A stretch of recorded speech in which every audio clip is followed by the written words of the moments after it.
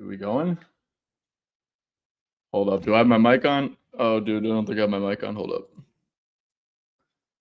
What's good, everyone? Welcome into Straight Betting. We will be joined live by PropBomb. I believe he said he's going to join a few minutes late. So we'll be getting joined by PropBomb in a few minutes, too, to break down this slate. I do have an additional play that that I just added, guys. So if you don't mind, if you guys are in here, make sure to drop a like, sub the channel. Once we get this thing to 75 likes, I will begin with a prop, or not even a prop, a bet that I just added. And I wonder if you guys would actually know this, guys. This is the first time I rarely ever make bets that aren't props. But I was just like talking this over with my buddy, and I think it makes a lot of sense. So, guys, hit that like button, and let's get us to 75 likes, and then we will officially get into stuff and start breaking down the games and stuff. I'm rocking the PMP glasses today. And also, fellas, leave a comment down below if you guys are interested in this. So what I'm thinking about doing, guys, is like, especially on slates like today, I think these are like the perfect slates. You get like one marquee game, really small slate. I'm thinking about doing a watch along and just staying afterwards and pretty much watching this entire Pistons game with y'all. So if you guys would be interested in a watch along for this Pistons game, I'm sure that'll be a good live betting game because, it's a high leverage game. I'm sure that there's going to be a lot of tactical coaches moves that we can hopefully take advantage of in the betting market. So all I'm asking, guys, is, leave a comment down below if you guys would be willing to stay for the watch along, because I am heavily weighing doing that, of course. So let me know down below on if you guys do want to stay for the watch along. Friendly reminder to anyone who joined here, once we get 75 likes, I have no clue what the hell we're at right now, but once we get 75 likes, first pick. Actually, low-key, I'm being a little bit greedy. Let's get it to 50 likes, and then we'll start. And I'll give out the first pick. I'm definitely being a little bit greedy. But let's get into some of these comments here. We got small slate, no excuses. Have a night. Yes, sir. Favorite part of straight betting, definitely get some decent looks almost every live. Let's get it, man. Let's get it. Oh, yeah, dude. I'll talk about this in a little bit, man. I love Max team right now. Honestly, dude, I don't love Cunningham to get 10 assists, though, to be honest with you. Oh, yeah, some Steph Castle unders. I like that. I like that for sure. I think this game is just going to be super low scoring, dude, and have like a really big like playoff feel. What's good, Rocket Sauce? How we doing? Holland rebounds at home. Limp. I'll get into that too in a little bit for sure. And we'll definitely start off with that game too. Let's see. Do we have 50 likes on here yet? Let me quick check. If we have 50 likes, then I can go ahead. Okay, we got 62. Let's go, y'all. Y'all are the goats, man. Anyways, guys, I'm gonna give out my first pick, or the pick that I just added, and let me quick type her up. But I really like this one, man. I really like this one. Like I said, I've never really bet this market, but I went with, guys, the Pistons team total under 116.5 points. So let me know in the comments down below what you guys think of this. Here's my reasoning behind it. And usually I have like really in-depth reasonings and for way too long about my shit. But just straight up, man, in terms of like this Pistons line, dude, I fully anticipate this game to be like a grinded out playoff type feel game with slower pace and stuff like that. So just like a game state element, I think that's going to play into us, or play into this under a little bit. But on top of that, guys, do you guys remember how the Spurs just have OKC's number? Because Wemby's not going to be engaged for every single game. You get a primetime game against another young superstar, another candidate for facing the league in Cade Cunningham against a team that's really good. I have no doubt that we're going to get an engaged Victor Wembanyama. But on top of that, guys, the Pistons can't shoot, bro. Like the Pistons can't shoot, and that's a problem against the Pistons. If they want to, they could go double big and put Cornette on Duren and slow him down that way, and put Wemby on Asar. If they want to play Asar Thompson, dude, you can easily put Wemby on him and just completely screw up the entire offense. The Pistons don't have enough shooting, I don't think, to beat the Spurs team, man. I was pretty stunned, honestly. If you guys just want to take the entire game under, I lean under very, very heavily on that too at, what is it, at 231.5, which feels ridiculous. But I think more so on the Pistons side of things, man, this offense just going to struggle, man, because they can't shoot. Like they're not a good shooting team. And against teams or against Wemby, that's going to be a problem in my opinion. So let me know what you guys think about, that one down below in the comments. And yeah, that's going to be the ad. So let's see. I'm going to quick read some of the other comments and stuff, and then we'll get into this game. PropBomb should be joining us in like a minute or so, so I'm kind of waiting for that, but let's see. From the video, you really like Jabari Smith. Oh, dude. Yeah, I really like that too. I wonder if it's at 14.5 because I do really like that. What's going on, Drake? What's going on, Hot Sauce? What's going on, Light? How we doing? Call Pips. Yeah, dude. I think me and Pips are going to stream this week, so I think we should have him. Would you go under on Kate? Oh, you're talking to Drake. Either GG or Taylor Hendricks getting a double-double, dude. Honestly, Memphis stuff is like brutal for me, dude. I just like don't keep up with them. And like I know that they play all their guys like 20 to 28 minutes. But that's about it, man. Let's see.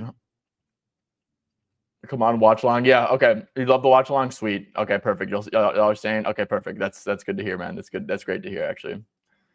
Wish we could do it every night. Dude, I'm contemplating that, John. Here's the thing. It's a little bit complicated for me right now because like if I have to like I sell picks, right? So I have to, be alert during this time sometimes so I can like do late ads and stuff. But for the playoffs, guys, I will be doing a watch along like every single night, bro. And that should be a ton of fun. PropBomb, what's going on, man? What's up? Loving this slate, honestly, man. I'm liking the shades too. It's matching the shirt. blue light blockers, dude. It's like when I'm streaming for like an extended period of time, dude, my eyes and brain get super foggy. So I think that maybe helps a little bit, or maybe it gives me the placebo effect at least, Yeah, no, you look like a baller with those on. You're looking like you're ready to win some bets. Dude, I'm ready to lose some bets. It's gonna be sweet. No.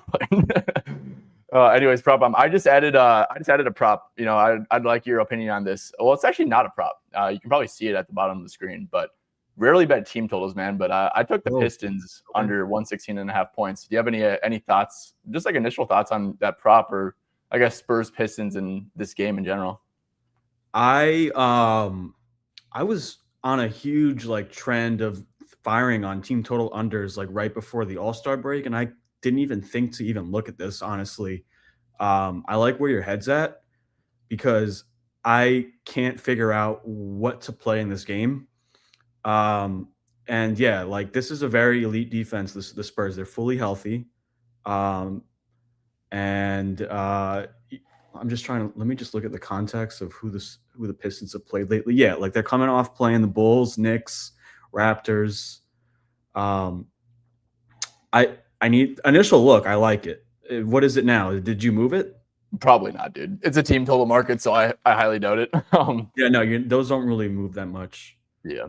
I just think like looking back at those OKC games, right? Like I think that if you're gonna get Wemby being engaged, which I'm kind of banking on this game having a playoff like feel, yeah, and national TV and stuff like that. But if you're getting Wemby engaged and your team can't shoot very well, like I just think that's like a recipe for disaster. Like there's a lot of non-shooters he can roam off of, whether it's Thompson, Holland.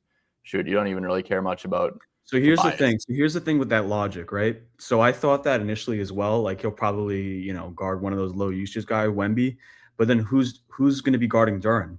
No one in the starting lineup. Yeah, you can't really cheat off of, and like be the roamer because of Duren. I kind of liked Cade's over, but then I was thinking I liked Asar's under, right? Everyone looks at the graph and they're like, oh, he's just like Amen. He's going to go under versus the same type of structure that the Spurs have.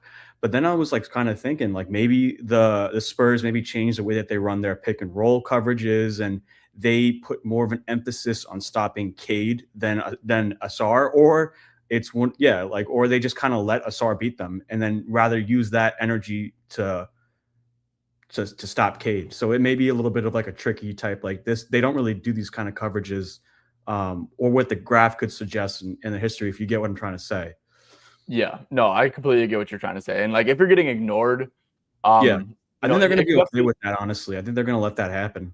Yeah, and that's good for overs when you're getting ignored, right? Because at the end of the day, it's like he's getting ignored. He's being a role man, and and he's kind of just like walking into like floaters or something. And, maybe that's not the highest percentage shot, probably not a great points per possession shot for sure. But at the end of the day, it's like if he shoots like, 5 for 11 because he's getting ignored tonight and you lose your bet, like that's good for the Spurs, first of all, because it's not efficient shooting. Yeah, he's also been getting a lot. If you look at his last 2 games, especially kind of coming off the All-Star break and no Isaiah Stewart, I think that's actually unlocked him a few more minutes in his stint. Yeah, like again, anyone who looks at this game is gonna immediately turn to his under just because of like the strengths and of what the Spurs. But like, yeah, I mean, I've kind of am finding myself liking the over actually for Asar. I like the 8.5 over, but I think it got moved. Yeah. Even 9.5, I like that. But I think I wanted to talk to you about this play that is close to being official for me. I liked Devin Vassell over 11.5 points. Looking at the last 4 games, and as you can see, like a lot of blowouts, a lot of times where he hasn't been in the game in the fourth. Per your website and like the rotations, I've been using that a shit ton. Yeah, I'm like looking at the last 5 and last 15 splits with the Pistons and what they allow, and they're giving up a shit ton of jump pull-ups. That's kind of what he does. I think he's safe to probably play 26 to 29 minutes, probably even on the higher side because it's going to be competitive. So I would say 28 minutes. And like alongside the key rotation pieces, I think it's going to be a lot tougher for Wemby. I think Asar is probably going to be defending one of Fox or Castle to give them. And I honestly think Vassell's matchup on the Piston side is going to be probably the easiest one on the court. I like the over. If it was 10.5, I wanted to ask your thoughts on the 11.5 because it did bump on me. That's why I'm like hesitant. Yeah, so I think that's a good look, man. I'm in complete agreement here with like the minute angle, right? Yeah. The minute angle here. And it's like Fox, Wemby, Vassell, and then they kind of Castle probably too. They're kind of in like the circle of trust, I feel, with like, it's a big game. We're gonna give these guys, a little bit more than we would when they're playing the Sacramento Kings or something like that. We're gonna roll with the Keldons, the Harpers. And everyone already kind of like did what was the obvious, which was the Harper under PRA or like the under assists. I think everyone is already kind of attacked that. So there still needs to be something else that is left on the plate. Yeah, for sure. So, I mean, yeah, in terms of like the matchup, I would say I think that the easiest matchup probably goes to Champagny. But it's either going to be Cade on him or Duncan, right?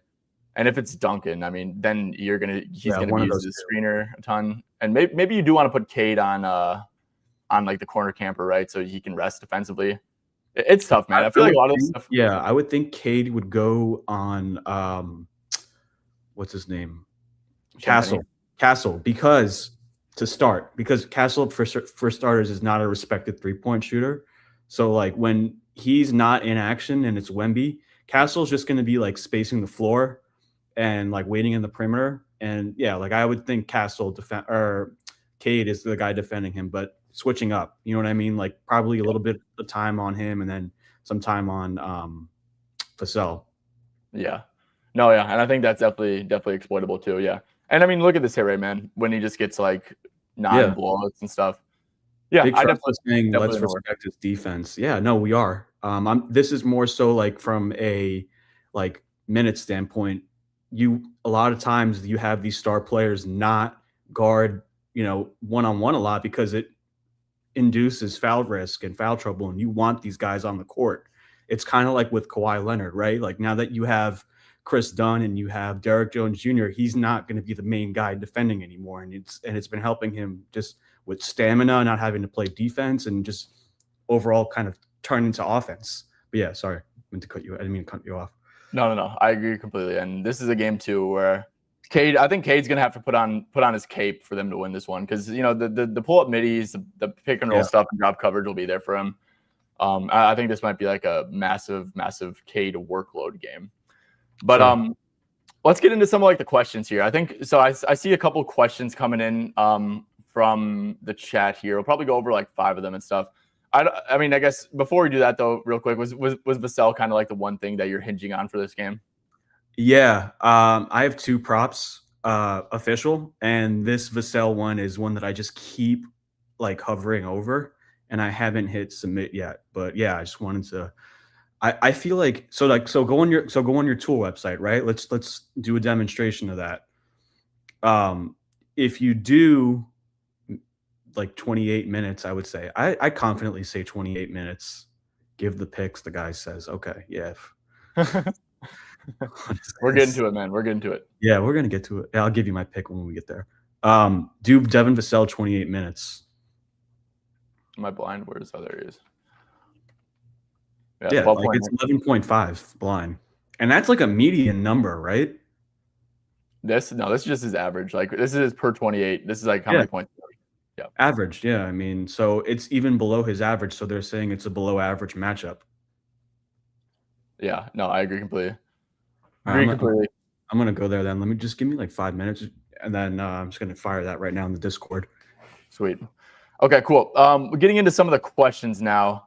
Let's see. So I see a lot of them are coming in. I'm going to the 6 minutes and 40-second mark, and I'm going down from there.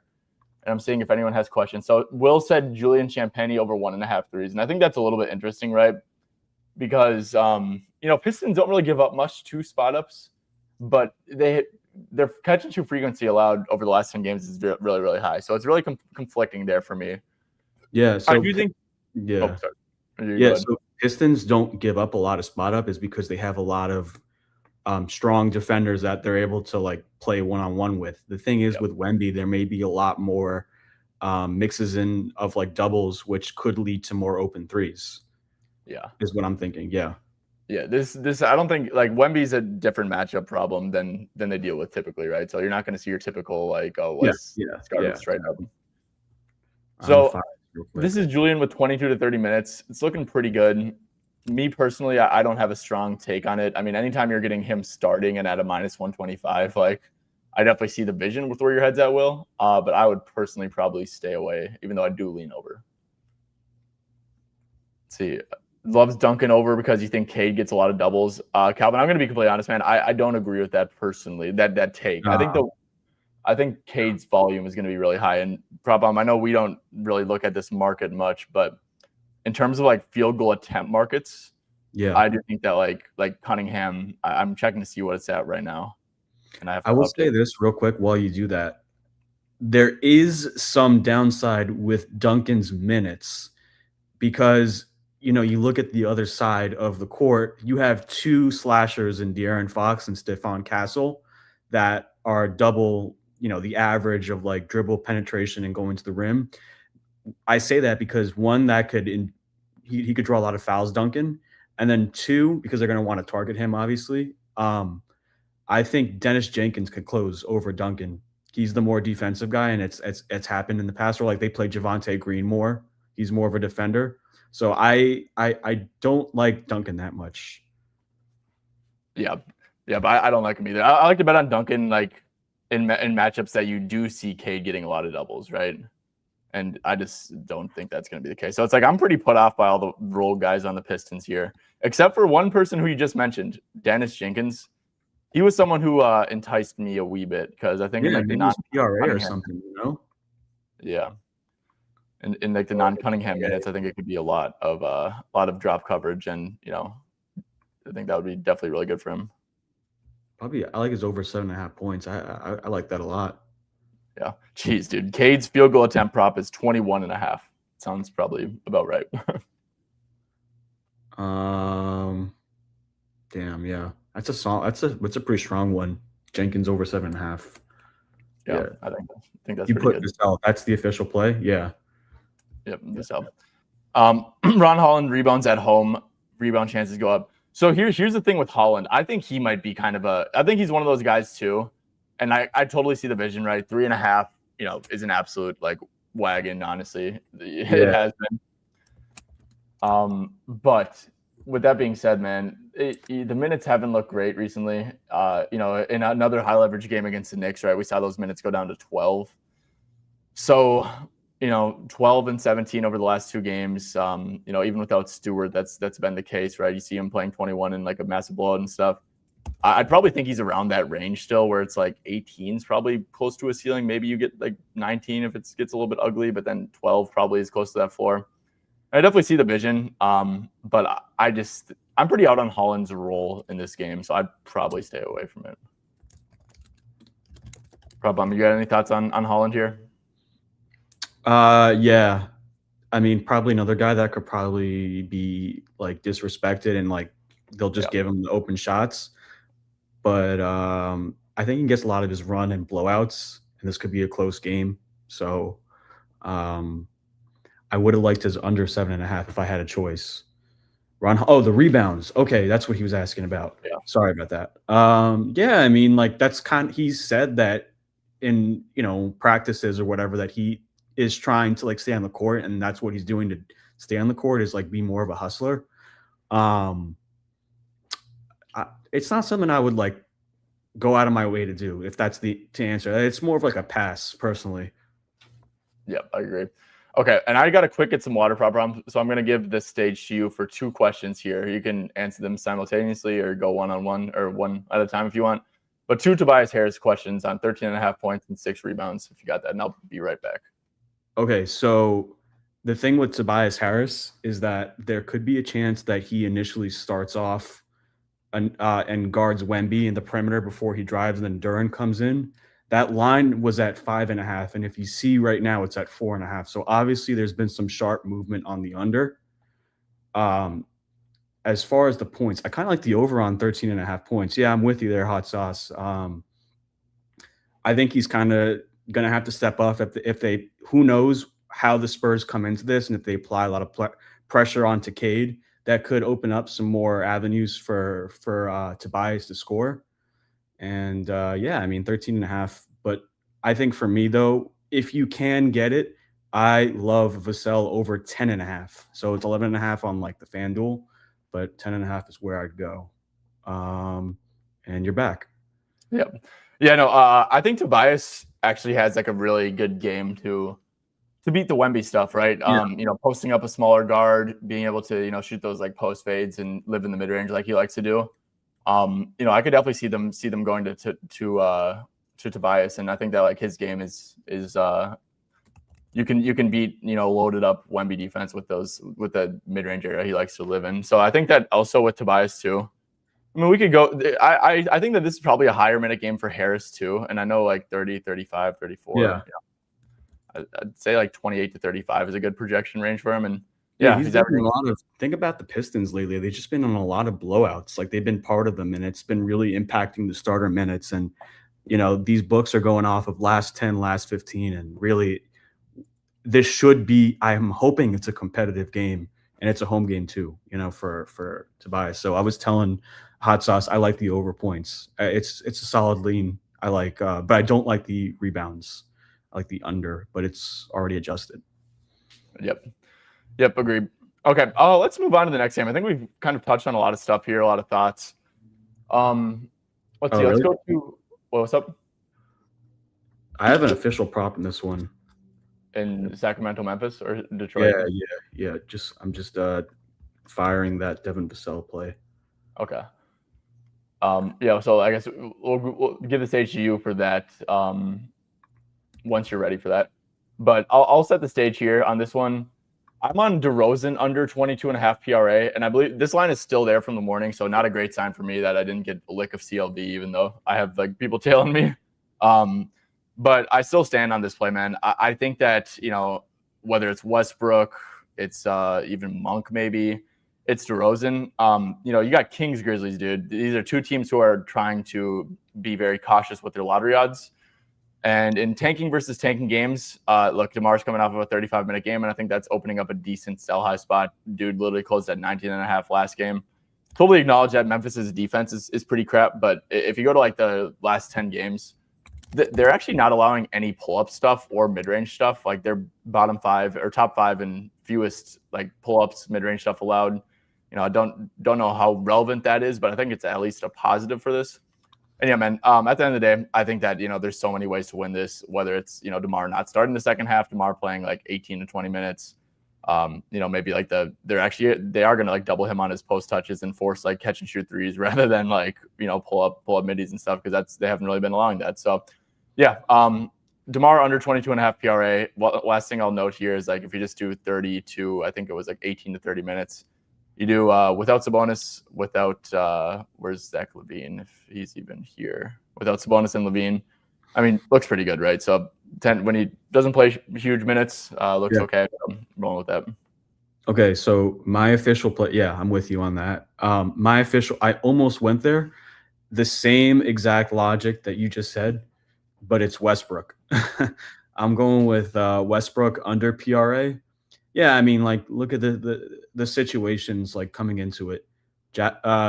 He's facing off against the Grizzlies, or no, wait, yeah, it's the Grizzlies, right? Yep, Memphis. Yeah, it's a tank game. That's just the bottom line here. He's a 16-year-old veteran. I understand that Devin Carter got ruled out, which is maybe why the line just got bumped and another opportunity to play it.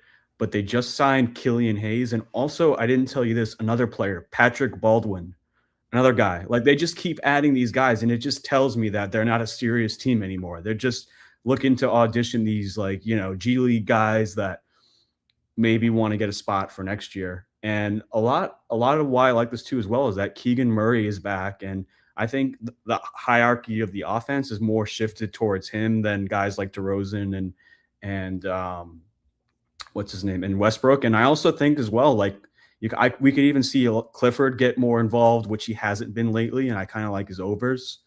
Yeah, like I don't really see a scenario where there's a need to put out Westbrook all these minutes when like it's just a development thing. Like the coach has already kind of said, like, at this point of the season, there's nothing for him to really prove right now. It's more so he's kind of impeding in the way of these younger players. Yep, 100%, bro. Totally in line with that. I think that what you noted too about it getting bumped due to no Devin Carter. It's like, dude, they signed Killian Hayes for a reason, and that's to lose basketball games, right? Yeah. They're gonna play him good minutes, and honestly, dude, if he had a line, which he's not going to, like a really low line, that would be something I would actually really probably want to hop on over on. Yeah, Westbrook just went back to 21.5. Yeah, and that's expected because Carter was out, but like last game he didn't even play, so I don't think that really impacts anything. Yeah, no, I agree completely. Okay, let's see. Does anyone have thoughts on? And this is the time, guys. If you guys have questions for this game, make sure to drop them down. I see. We'll start here. Go in order. Monk 13.5 points. What's your opinion there? I'm guessing under. I don't even know with him, man. Like once you start to like figure out and he has like these good games, you're like led to believe that he's going to keep having them, and then like the coach will just like pull him. So yeah, I don't know with him, and yeah, I mean on theory it makes sense because that's who he is. He's a scorer, but yeah, I just think this offense is more so like leaned on towards Keegan. So like Keegan would be the guy that I like the over, or like Clifford than Monk. But I do like Monk's over. Yeah, kind of like it. Yeah, for me, it just like Monk's pretty established in this league, and if you're established in this league in a game like this, I'm not playing the over personally. Like I see the vision. Memphis does stink, but yeah, that's how I feel about that. I guess let's take a little pause, man. So you mentioned Nick Clifford. Yeah. I guess what was your kind of process behind that? You think that he goes like, gets like 32 minutes or so here? I just think he's due. I mean, just go over the last 3 or 4 games and look what he's shooting. Yeah, like, 0 for 3 from deep. 1 for 5, yeah. Look, 1 for 15. 4 for 16. Yeah, I mean, he's getting the shots.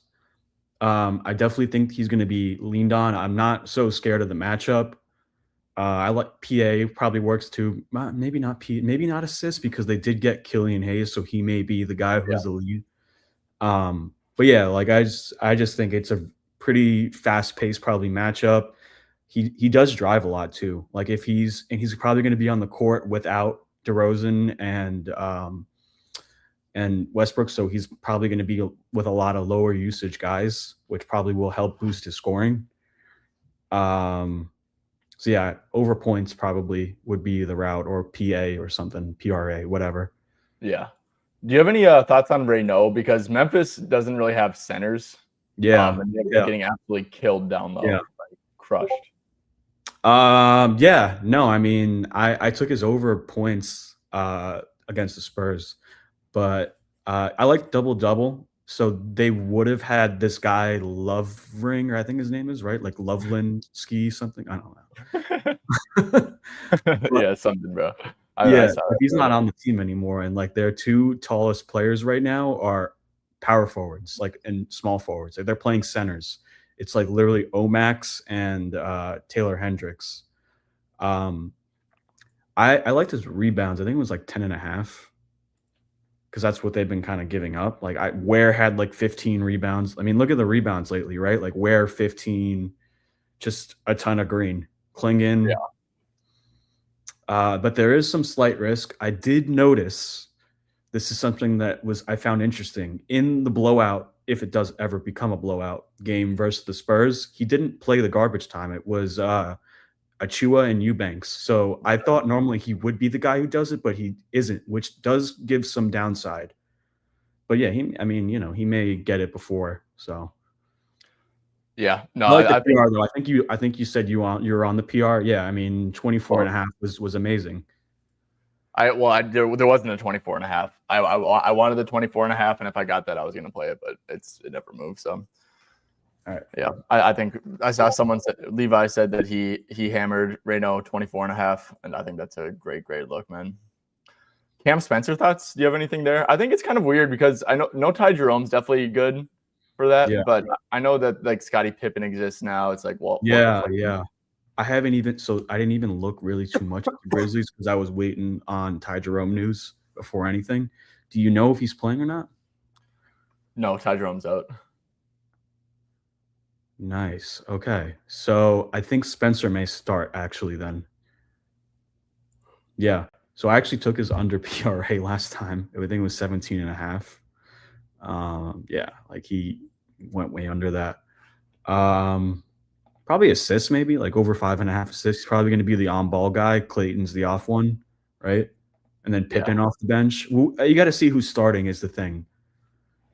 I think that's when I would start figuring out this Grizzlies team, is like figuring out who's starting, and it reveals everything to me personally.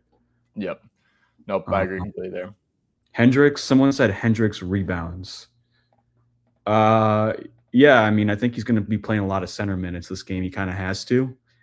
Also, though, as well, as he's probably the best guy there is to defending Keegan Murray. And I was saying that Keegan is probably going to be the highest usage guy, so that could draw him away and also give him fouls. But yeah, like I mean, the upside is there. He just needs to like not be in foul trouble or in assignment. Oh, Kyle Anderson just got ruled out. So Jerome just got ruled out. Yeah, okay. Wow. Okay, Anderson is out too. He's also a playmaker. Yeah, so. Yeah, no. I think Memphis is tough, dude. I never bet on them. It's like I have no clue what the hell's going on there. GG Jackson 15 and a half. Yeah, like it makes the thing with the Grizzlies though is that like it's like I mean, I was gonna say something else, but like everyone plays the same minutes. Like you think that you have like an edge on someone, but like the max they probably play in the end is like 25 minutes. You know what I mean? Yeah, that is the max, and they're playing like Javon Small too, like another guard too, which is, I don't know. It's fucking tough to gauge this shit, in my opinion. Let's move it on to like the Utah Houston game. I want to leave this one off. I ended up like firing a prop right before coming on that I really like in this one. Okay. And in Houston, Utah? Yeah. Wait, I just see something. Okay. So you look at the board, right? Houston, Utah. And then you look at all the Houston players, right? Sengun, great matchup versus Filipowski. Amon, they got no big man down low. Should be super easy to score in transition. Eason, the same thing. Then I'm like, who do I target overs with? Because they all have really good matchups. And then I remembered I was like, normally, it's like higher level thinking. Normally, if these guys all have good matchups, Durant, is not going to really care to score because he probably would want these other guys to win, especially like the last two games like have been really close. I moved it to 24.5, but I do have a pivot I could share. Yeah. Well, hold Yeah. up. No, keep going on that a little bit, because look at this, man. If you look at the biggest under funnels of the day, Yeah. it's the Jazz not giving up pull-up jump shots, and it's Yeah. the Jazz not giving mid-range field goals up. So And that's who Durant is, and that's also why Banchero didn't go over versus them, and also why Kawhi didn't go over versus them. Yeah, this is probably my favorite play on the entire slate, honestly. The under 25.5 points. I don't think he's going to be in the game in the fourth quarter. I don't think Lauri's going to play, but you know how it always is. Like, he's not going to play in the fourth either. And yeah, like there's just really no need for him to really step on like the pedal, so to say, and like score. And if you go on Props Madness and you go on games decide like with CL spread of 10 or more, minus 10.5 or more, you'll see like the hit rate. Oh, geez, yeah. Yeah. So yeah, no, I really like this one. I was having trouble all day figuring out what to do here, and then I was like, yeah, this is probably the best path. Now on the flip side, since it's not available, I probably wouldn't play 24.5, but I would play over 4.5 assists. Again, it goes to my point. Like, he's gonna want to, there's just so many other paths of guys scoring that he could just, and like there's going to be a lot of transition too, right? Because that's what the Utah Jazz do. And like he's probably going to be passing, I could just envision him grabbing a rebound, like passing it in transition. And if there's a lot of transition, that also means that there's no half court offense. And half court offense is when like it goes to KD. No, I wouldn't do under 41 fantasy because like I like the peripheral stats for him. I don't like the scoring. Yeah, I agree. So I think, and this is something that I've been trying to lean into doing like every now and then. Like, what would you think about doing like KD alt under like 28.5 points and then like 4+ assists or something? Yeah, that's probably the better play. Oh, just quick point to mention. Someone said he did score 25 in the last 8 against Utah. Now I will, say the game that he scored 25 versus Utah with, Eason didn't play. Like Tari Eason didn't play that game. And Eason is now a guy that's consistently playing 30 minutes. He's just another scorer. Like he's another 15-point guy that is taken away. So it's a different setting for sure. Yeah. Look at the true shooting on this one too. Yeah. He also 75% from 3. Okay. Like if he does that tonight, is that whatever? Like made a good bet, dude. Just can't control shooting. Terrible bet. I had him scoring 75% shooting. Yeah. Yeah. That was my favorite play. So those are my 3 plays for now. I'm waiting on the Grizzlies lineup news. I think I could find a fourth there. I feel like it's been a lot of me talking though. I want you to have some time, Yeah. So I actually have a lot of stuff on this game, and I don't have any officials yet, but I have a ton of like opinions, right? And it's actually mostly on the Jazz side. So Jazz are tanking, yes. However, I think that market is undervaluing both Lauri and Keontae's minutes a wee bit. And of course, you are playing with fire. When I say this, you definitely are playing with fire. You could endure the worst loss of your life by playing like an over on Keontae and Lauri, and they just play absolutely terrible minutes. However, it's a tanking team against a good team on the road, right? As massive underdogs. Yeah. They're gonna lose the game 90 or maybe not 90% of the time. They're gonna lose the game a very high percentage of the time if they play Lauri and Keontae massive minutes, right? And it's it's a little narrative-y here, but this is a national TV game, right? Jazz, I'm sure they want to avoid some charges, right? And they're going to keep getting fined for tanking. It's like, I don't know, national TV, massive underdogs, they're not going to win the game anyways. I just think that this is a recipe to, and I agree with what you said about the fourth quarter stuff. I think it'd be, he's not going to play the fourth. I just know that for sure. Yeah. But I do think projecting 27, 26 minutes for both Keontae and Lauri is fair game. And that's probably what I would project them for. So, yeah, Lauri, a prop I really liked this morning was him over 4.5 boards. And it's just like, dude, if you give Lauri, like, I think I gave him 23 to 29 minutes. Yeah. And interesting. if you do just like all time, right? He's probably been a similar rebounder. Like this year, it's 5 out of 6, averaging 6.2 all time. It's averaging 5.8 over in 65% of games.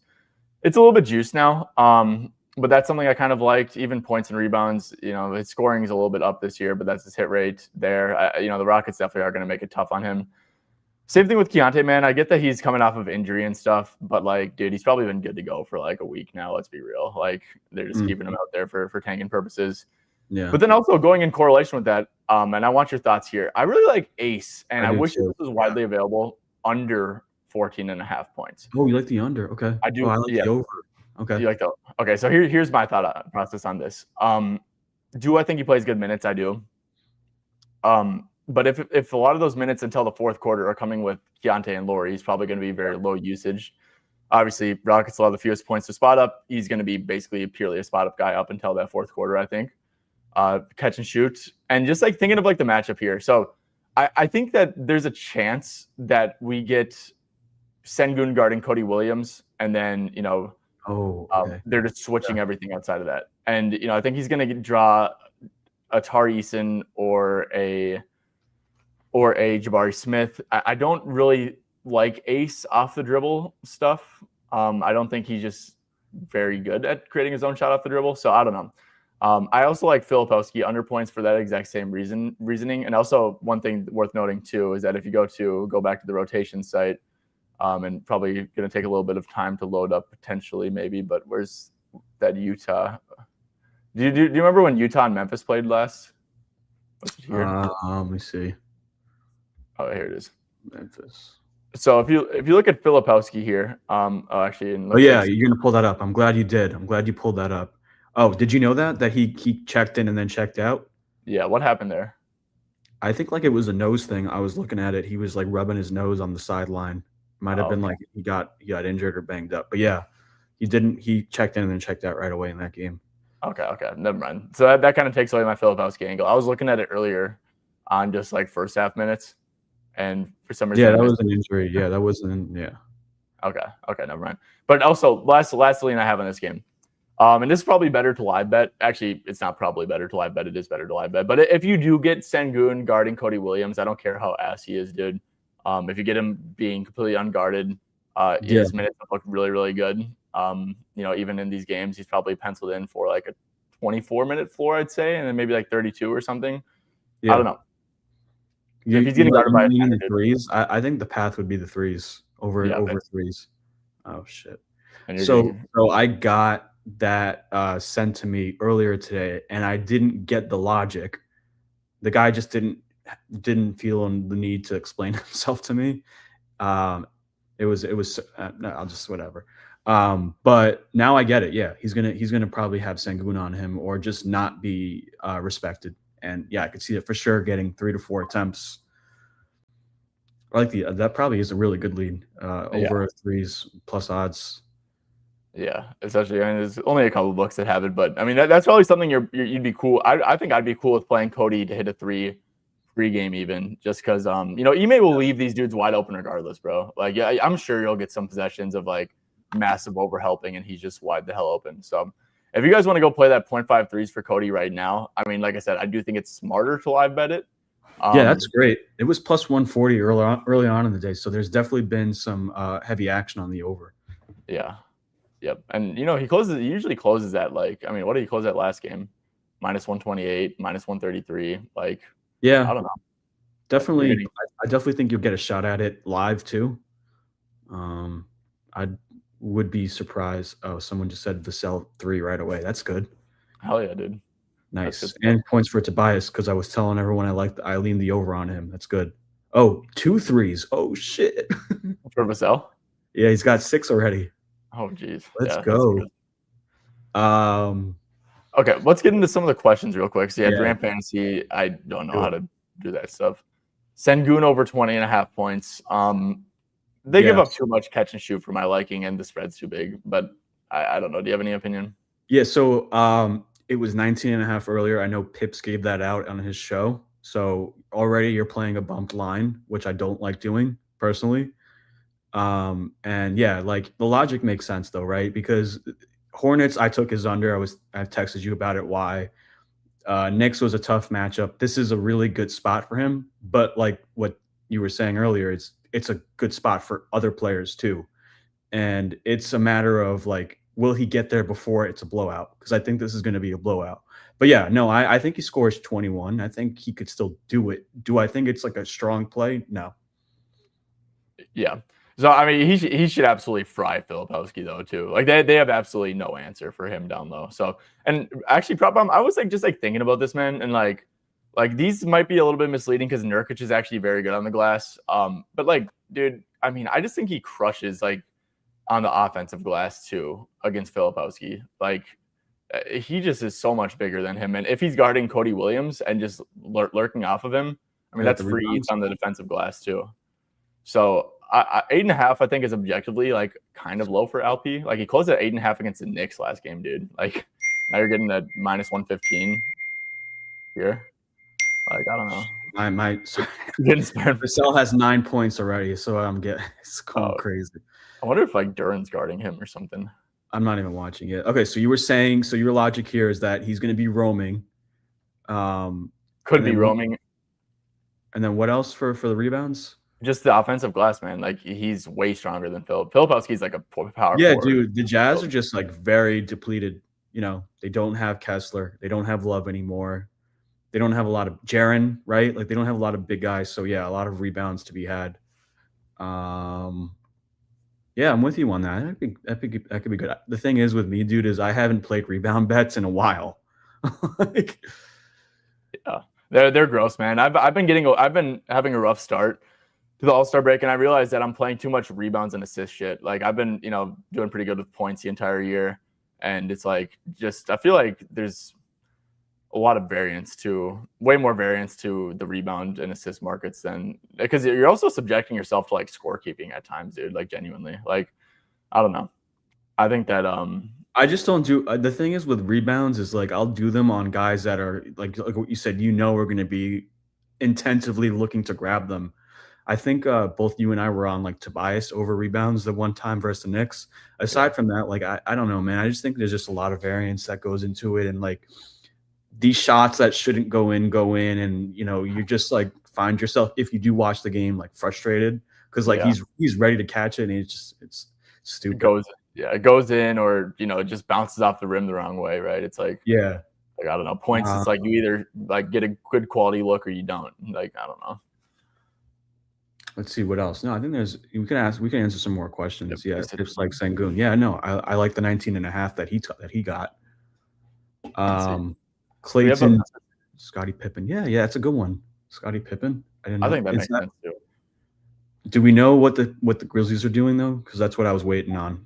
Yeah, we don't have lineup yet, so I think it's better to wait a little bit. Vassell's a win in 2 minutes. Did it actually win yet?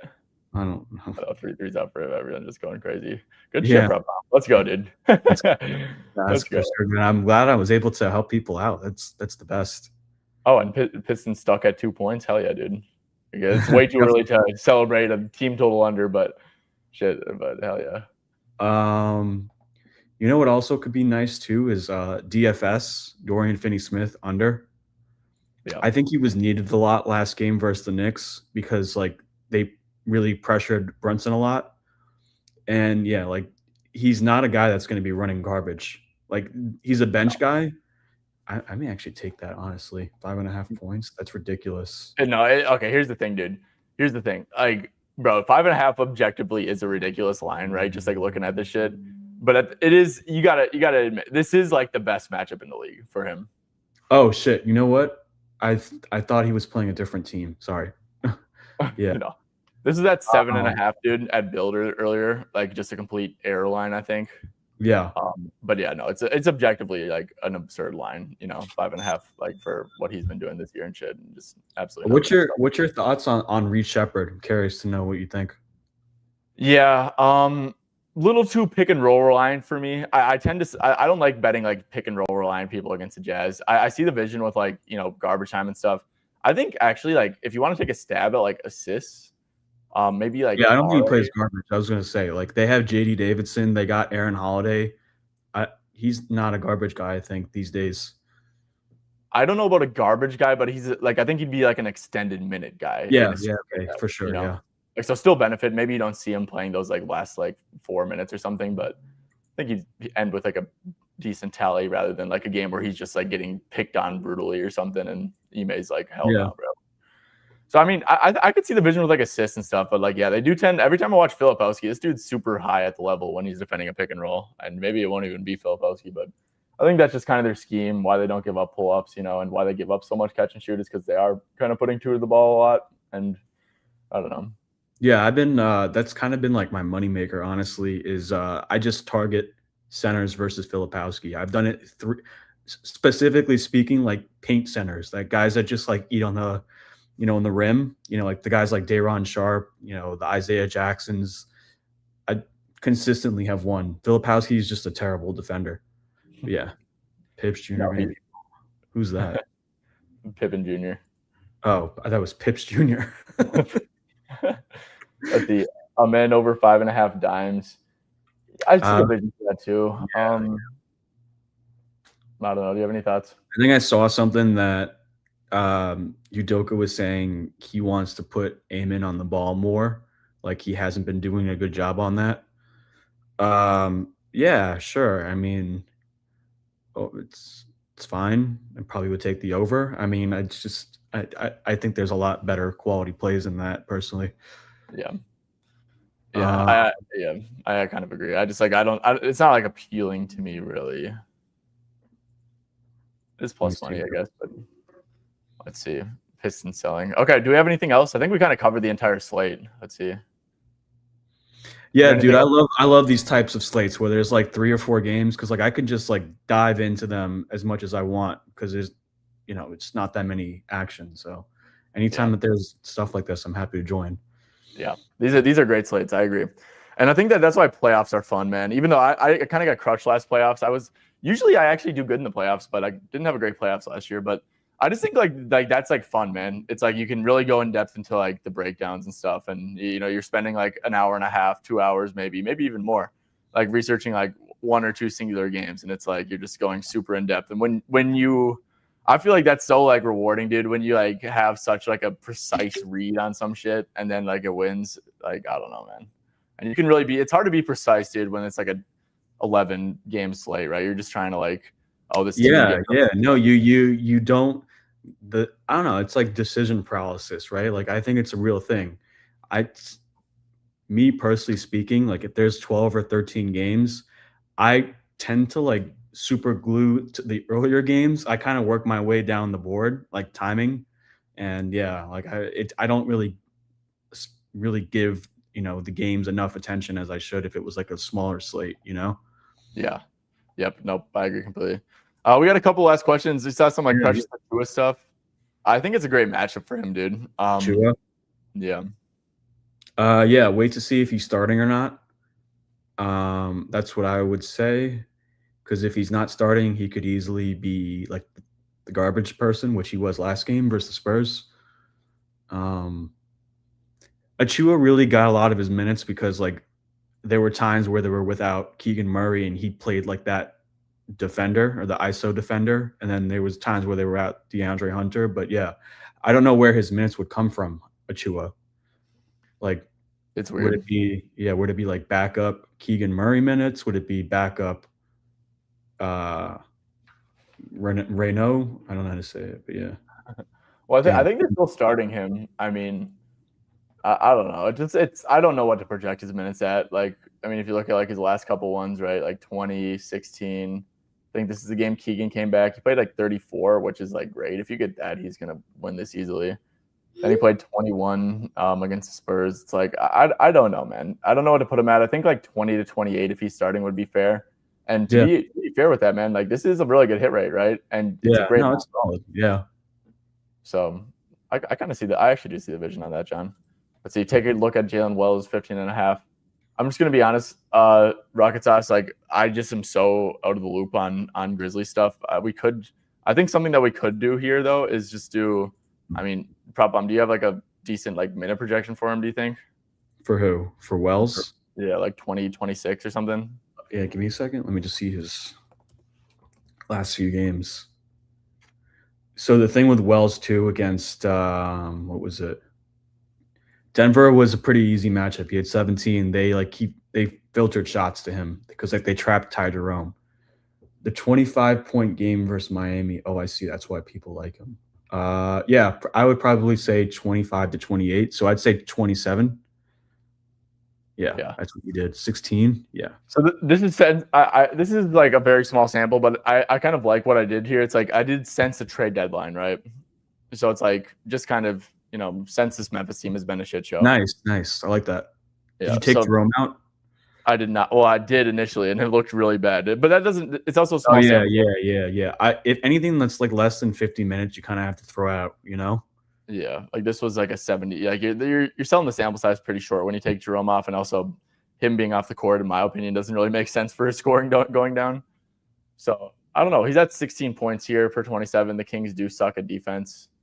14 and a half. Jalen Wells, I guess he's a second-year guy. He's also pretty stamped. It's like, is he someone who is maybe going to randomly see 22 minutes in a tanking game? I'm not sure. He played 27 against Utah, which is, pretty indicative. I'd say Clayton Jr. would be the guy that they want to see more looks from than Wells, right? Or I don't know if they start together. No, they may actually. But yeah, I think Clayton Jr. earlier today was 10 and a half points. Now that Jerome's out, it's like 12 and a half. Solid. I mean, Yeah. I would add Cody Williams threes though as an official bet if you can get it. Yeah. I like the look on that. I like the price too. Just you're getting close to like plus 130. I think that's pretty good. I think like 3-point props are great. To take at like plus money prices, dude. I think they're actually like minus 130 or worse. Honestly, like minus 125 or worse. I get kind of like tight stomached about personally. Yeah. Just because there's so much variance with them. But like, dude, you're playing into the variance. Variance can go your way. And like, I love taking plus money stuff for threes. Let's see what else we got. Cody Williams. Yeah. Okay. Yeah, Drake. Yeah, Drake. I mean, here's the thing. You definitely can live bet it as long as it doesn't happen on the first play of the game. Like, then you're chilling, which actually might happen. Like you might get an attempt at the first play of the game if Sengun's on him. But yeah, that would suck. Okay. Yeah, Clifford over points again. That was another lean of mine. Like the DeMar under, like the Westbrook under. Yeah. So PropBomb, what I'm gonna do now here, and you're welcome to chill with me if you want. I'm gonna just turn on the Grizzlies game actually, and just watch that shit live for a little bit. Or not the Grizzlies, the Spurs game. Oh, you do that? How do you do that? Well, I can't put it on. I just watch it myself. Jeez. It'd be cool if you did like a playback thing here. Like they have. Is that like discontinued? Yeah, that got discontinued. I think it's against like some sort of policy to stream games like live on stream. Like where you actually play it and like everyone can watch it there. That would be sick. Yeah. I'll, if you don't mind, like I'll do a quick plug. Yeah, for sure. So I recently put out a promotion, and you can find it on my Twitter at PropBomb. This is like the first time I've ever discounted my price this much. I normally am charging, $70 a month, but for if you're looking to get involved in the second half of the season, I do have a $35 per month plan that you can get, active with. And yeah, like just find it on my it's literally pinned on my profile. So we'd love to have you in there. And if you are in there, just say what's up in the chat, say where you came from the stream, and yeah, man. Yep, absolutely. Fully endorse that too. PropBomb is one of the sharpest minds in the industry and runs things the right way too, right? So yeah, you have my full endorsement. And also, guys, if you do want to follow him on X, where you can find that tweet, I do have his Twitter linked in the description down below too, so you can check him out through there. Sweet, man. Well, dude, love doing these things. Think that they're a lot of fun. De'Aaron Fox just got a little bucket. Cool. Oh, how are we looking on the sell? Is it still going, or? I just shoot. He's still in the game. I mean, he has 9 points already. So yeah, and also thank you for giving the people a winner, dude. We needed some of that around. Wait, whoa, hold on now. He can get injured. Get injured. A little bit. I'm going to jinx this now. Yeah, I don't want to jump the gun on him, huh? But no, seriously, man, it's looking good. During foul trouble, Cade 1 for 6. Asar hasn't scored. I was kind of wrong. I kind of liked his over, but Duran just committed a foul on Wemby. At least they're guarding Wemby with a big. I have Wemby to hit 2 threes here, and that was just like the whole. I'm definitely interested to watch this game and take some things away from it, because this is actually the first time that these two teams have met up with Wemby playing, especially Wemby versus Cade. And you never know, man. This could be a finals matchup. These are two capable teams. Although, like, I just like the Cavs a lot, and I like saying this right now, and it's not because I'm from here, but I really like what's going on with the Miami Heat right now. Like, I took them off the record, like, to win the Eastern Conference. I think it was like plus 1,500 or something like that. Like, they're complete right now. And especially if Tyler Hero is like locked in and he's happy coming off the bench, which that was never the case coming into the season. Like, and he knows he's fine with his role. Like, this team looks to be taking a nice stretch. They're all locked in. Really? So the Heat, damn, that's interesting, because yeah, I guess no, that's true. I kind of forgot they got Tyler back, and the biggest thing with them, man, is like, so the biggest thing with them is that, like, they were forcing both of them being in the starting line. Like, Hero did not like the fact that he would ever have to come off the bench, and like now he's finally kind of being more open-minded to it. Like, I think that speaks a lot of volume to me. Just the fact that, like, everyone knows their role. Yeah, no, that's true. That's true. I guess the Heat are an interesting team to me, man, because I don't know. I feel like they're always kind of playing it safe, and like not making the swing when they always have a competent roster, and they're obviously very well coached, right? So it's like, I don't know. And like, I feel like they always, Bam Adebayo always like leaves me with something like, I feel like he could be giving more, I'll tell you this too. Another two things, right? They recently played a back-to-back. It was Atlanta, Memphis. I was really shocked that Hero played in the back-to-back versus like the shitty team Memphis. Like, to me, like, I just think normally these players need to get as many max reps together that they can. And the fact that like they were all available against like a shitty team, again, that too. And I think with the Miami Heat, the biggest kind of like weakness on them is like the third quarter struggles. So if Hero is coming off the bench and then Powell is out, that's just sustained offense. Yeah. All 48 minutes. So yeah, just may sound like a broken record, but I would pay attention to the Heat going forward. They may get on some streak. Yeah, let's go Heat. Yeah, no, I could see that, man. It's like the depth thing was like, I remember like one game I watched, it's like they were missing a ton. Is Jovic out of the rotation still? Yeah, Jovic sucks. He's my least profitable player this year. He sucks.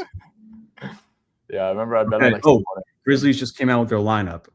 Okay, what do we got there? Pippen is starting, along with Cam Spencer, Jalen Wells, Gigi Jackson, and Omax is the center. Okay, see what we can do with this. Okay. Yeah, let's quick look. As long as did you have to leave or? No. I was gonna stay live on this the entire time. All right, so this is where we can start working with some stuff. Holland going nuts. Nice. Yeah, Holland is going nuts. I'm seeing that. Yeah. So I think that's good for Clayton's assists. Wait, so what's the lineup again? Okay. Real quick. So Clayton's going to get, because what I noticed too with Memphis is that they really stagger their guards like a ton. Like, they stagger their lineups a ton. It's like basically two starting lineups, it seems like. Do a tie. Yeah, I think this is a good discount for Clayton, especially he's not starting. Could be, I like that for Clayton. He's going to come off the bench with no Ty Jerome next to him. No, probably Jalen Wells, like lower usage guys. And no, specifically speaking, what's your thoughts on Killian Hayes? Like, do you think he's a good defender? No. Yeah, like, I don't think he's a good defender like someone like Devin Carter was. What's his points? Because like now that he's off the bench, I'm assuming it got bumped down lower. I like the over on Clayton. Or or PA or whatever. Yeah, hold on. What has Walter Clayton been doing? 25, 28, 22. Yeah, and You think he's a guy that, like, no matter he's starting, you want to get him like his 24 minutes or so, right? Yeah. Yeah, I would probably, let me see. Yeah, he'll come off the bench, right? I think he did versus Portland, February 7th. That's the game he came off the bench that game. And the coach gave him an extended look and closed with him. So this is with Spencer and Pippen off the court, right? 24 minutes. So his points, like I said, this is such a small sample size. It's 50 minutes, right? Like, you can't really take that. Like, he's shooting literally 10% from deep in the sample, right? So you can't take this points line serious. But and this is, like I said, such a small sample size. But Memphis is just like a good assist system, you know. Like, Spencer's not actually a good playmaker, you know. Like, but he'll have these crazy assist games. So you like the 3.5 assists? No, another thing too, he could be next to Javon Small. Javon Small also is an assist guy, and a ball handler. Yeah. They also have Rayan Rupert, another guy that like is going to be on the roster today. Oh, he'll play instantly, bro. Trying to see something with Clayton. Do we get a King starting lineup yet? Yeah, I'm interested in that. I'm interested to see if Achua starts. Let's see. Yeah, let's see if we can get. So if Clayton opens back at 10.5, I'm going to take the over. 11.5. Wow, 3.5 assist line. PA, yeah, PA would be, it's ideal. Let's see. I think they got the Kings. Oh, Naz Reid. How are you feeling about your Timberwolves? Dude, I don't know. We got killed by the Sixers last game. It was actually ugly as hell. We didn't have Rudy or Reed. Yeah, that's expected. Like you didn't have your big men. I'm becoming very, very out on Randall.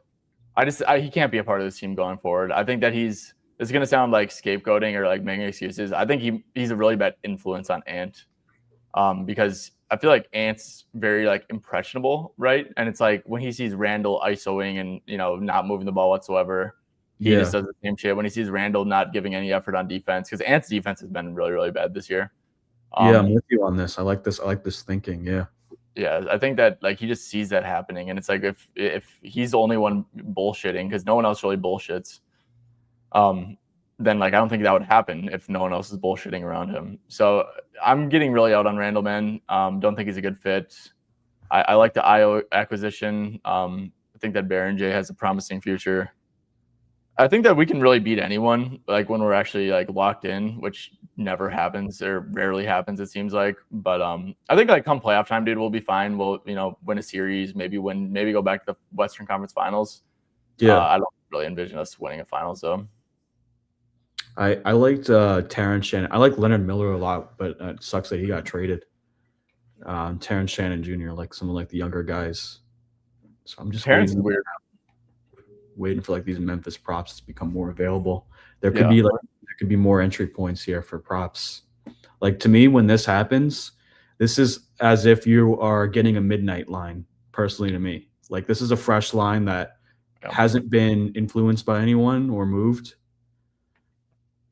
Randall's lazy. Yeah. Let's see. Edwin says Randall hate got us up. And no, Edwin, I see where you're coming from, bro. I'm not saying, dude, he's underrated on offense. He's like legitimately like insane on offense, bro. Like he's like the tier down from like Zion and maybe even, you know, he's actually in the tier. I'm not like in terms of gravity, bro. He's like a tier down of Giannis level gravity, bro. Like he is very, very good at offense. And like I don't have a problem with his isolation because he's very efficient in isolation and stuff.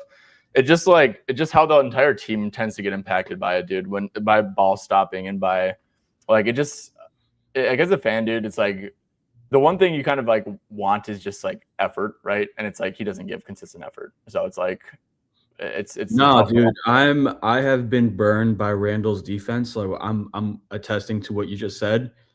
a lot of times because like you look at the Timberwolves and like you see that they don't give up a lot of catch and shoot, but the catch and shoot that they give up is just Randall not hovering back to his like coverages on the perimeter, and that's how I'm losing props.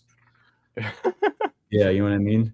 Well, it's like the Randall thing, dude. It's like I feel like he stays glued to his man, but like he doesn't know where his man is. So like his man just wide open, but like he's not playing help defense, like how like how Chet leaves someone open in the corner. It's because Chet's actually trying to like stop a wide open layup from happening. Randall averages like 0.1 blocks on the year, bro. It's because like you don't do that unless you're just not trying. Like he doesn't give effort on. You know what I noticed too, like on that same point, like the blocks. Duren you remember how Duren his rookie year and his like sophomore year used to be like a block guy. Mm-hmm. I've noticed he's kind of not been this year, and that's what's been keeping him on the court. Like there's been a lot of games like that's kind of been like his like downfall is he's always getting in foul trouble, and yeah, just something that I've noticed. But I say that and he got in foul trouble to this game, but yeah, he's been doing a good job and like being consistent on the court. No, Duren's taking a huge leap, dude. And I feel like that happens to like a lot of like young, like good players. Yeah, like Jaden McDaniels used to be in foul trouble every single game, dude. It's like it also comes with a reputation, to be honest, right? It's like once you're actually like established in the league and you're not just some bum on a tanking team, right? It's like then they actually start to let you get away with some stuff. So I think like that's like a part of it too. It's like so they just announced the Kings lineup. Ron Holland got 5 boards in the first line. Yeah, no, like I said, that was why they keep him on the court is because like he does stuff like that. So, I mean, it made sense. I don't think I said no. Did I say no on that? I think I was like okay with it. I said I wouldn't play it. I'm like, I don't really like that. I wouldn't play it. No, here's the thing. I didn't disagree. I also said I don't think I would play it either. Yeah. I think it was a pass. I didn't say I like the under. I'll say that. Yeah. Let me see. Chua. Yeah, Chua is getting up there. It's because he's starting. I mean, yeah. I totally see the vision with Precious, dude. Like he's a good offensive rebounder. Like he could crush this lineup and like get like 2 or 3 putbacks, honestly. Like in just that. Do you know with what's his name? Clifford. Has he been starting in the last 4 or 5 games? No, he hasn't. It's been this lineup actually that they've been running since Murray got back. Yeah. Okay, so I see Clayton's now widely available, 11.5. I was hoping it'd be 10.5 personally. 3-point shooting. He has been shooting the threes a lot. Wouldn't mind over 1.5 threes. I mean over 0.5? Oh, for Clayton. I was looking at Clayton. Yeah. Like he just hasn't been hitting them though, but the attempts have been there. And remember, like in the summer league, if you were betting and like at UF, like he did like average 7 attempts from 3 in college his senior year. Yeah, dude, I totally like plus money for that feels bad. So you're thinking Pippen assists? Do you like anything on Pippen Jr.? Let's see. I'm like looking into Clayton real quick. That's weird. He's a really good 3-point shooter. Yeah, Pippen, I don't know. I don't like that he's starting next to Spencer. Like, honestly. He's played 4 games all year. I bet he probably stays in like this mid-range too. Because it's like I bet it's like Pippen getting like 22 minutes and Clayton getting like 26 or something like that. What I could see happening is Spencer gets the start and then Clayton closes over him. I don't know. I it's just a lot of unknowns personally. Yeah, it's a bullshit game, dude. We're probably overanalyzing it and we could just not bet it. Maybe oh damn it. I was hoping what the fuck? Wait, why did it get higher? Hendricks was at 5.5 rebounds. Now it's at 6.5. Is it because he's starting? I didn't think he was starting. Max, yeah. You can't bet him though for some reason. Yeah, I have no clue. Yeah, is Max a 2-way or some shit? He must be. Yeah. Yeah. Weird. I see Monk got to 13.5 everywhere. Yeah, I don't mind. I don't know. Maybe you know what? Wait, Spencer is with Pippen. Yep. So who's going to be like the main guy? Are they going to share it? Because there could be a play here on the under assist for one of them. I have no clue, dude. I don't keep up with the Grizzlies. Like, oh yeah. I'll tell you I this. do like the Clayton look though. If you could take Spencer under 6.5 assists, I would do it, but it's just too juiced. He's Like going the to be MGM line, I mean. yeah, he's just going to be playing alongside another guy that also is a playmaker. Yeah. Pippen, right? Yep. Wells. Abdia out tomorrow. Jenny. Let's see what's in this game. Did Westbrook? Oh, it's actually 21.5 now everywhere. Interesting.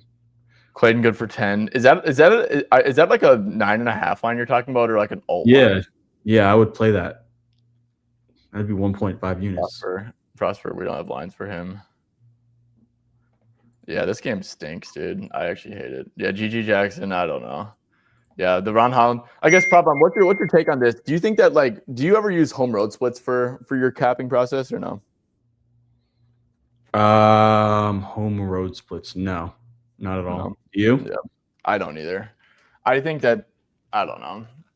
I think that it could maybe be relevant for 3-point percentage, maybe. Oh yeah, I use that. Oh, I use it for role players sometimes, like for catch and shoot. Yeah, but I don't know. Keegan PRA. Do you have any thoughts on Keegan PRA? Yeah, I was telling that was probably the guy that I like the over the most on the Kings is him. I think the idea with him is that the idea with Keegan is that, like, he's just making up for missed time. Like, I just think, like, the coach feels bad for, like, I think, like, they had a lot of high plans for him this season, you know? And he's a young guy, maybe just, like, getting him up to speed and reps for next year. I'm just trying to figure out, bro, in this Grizzlies. I feel like I can get a prop in this one.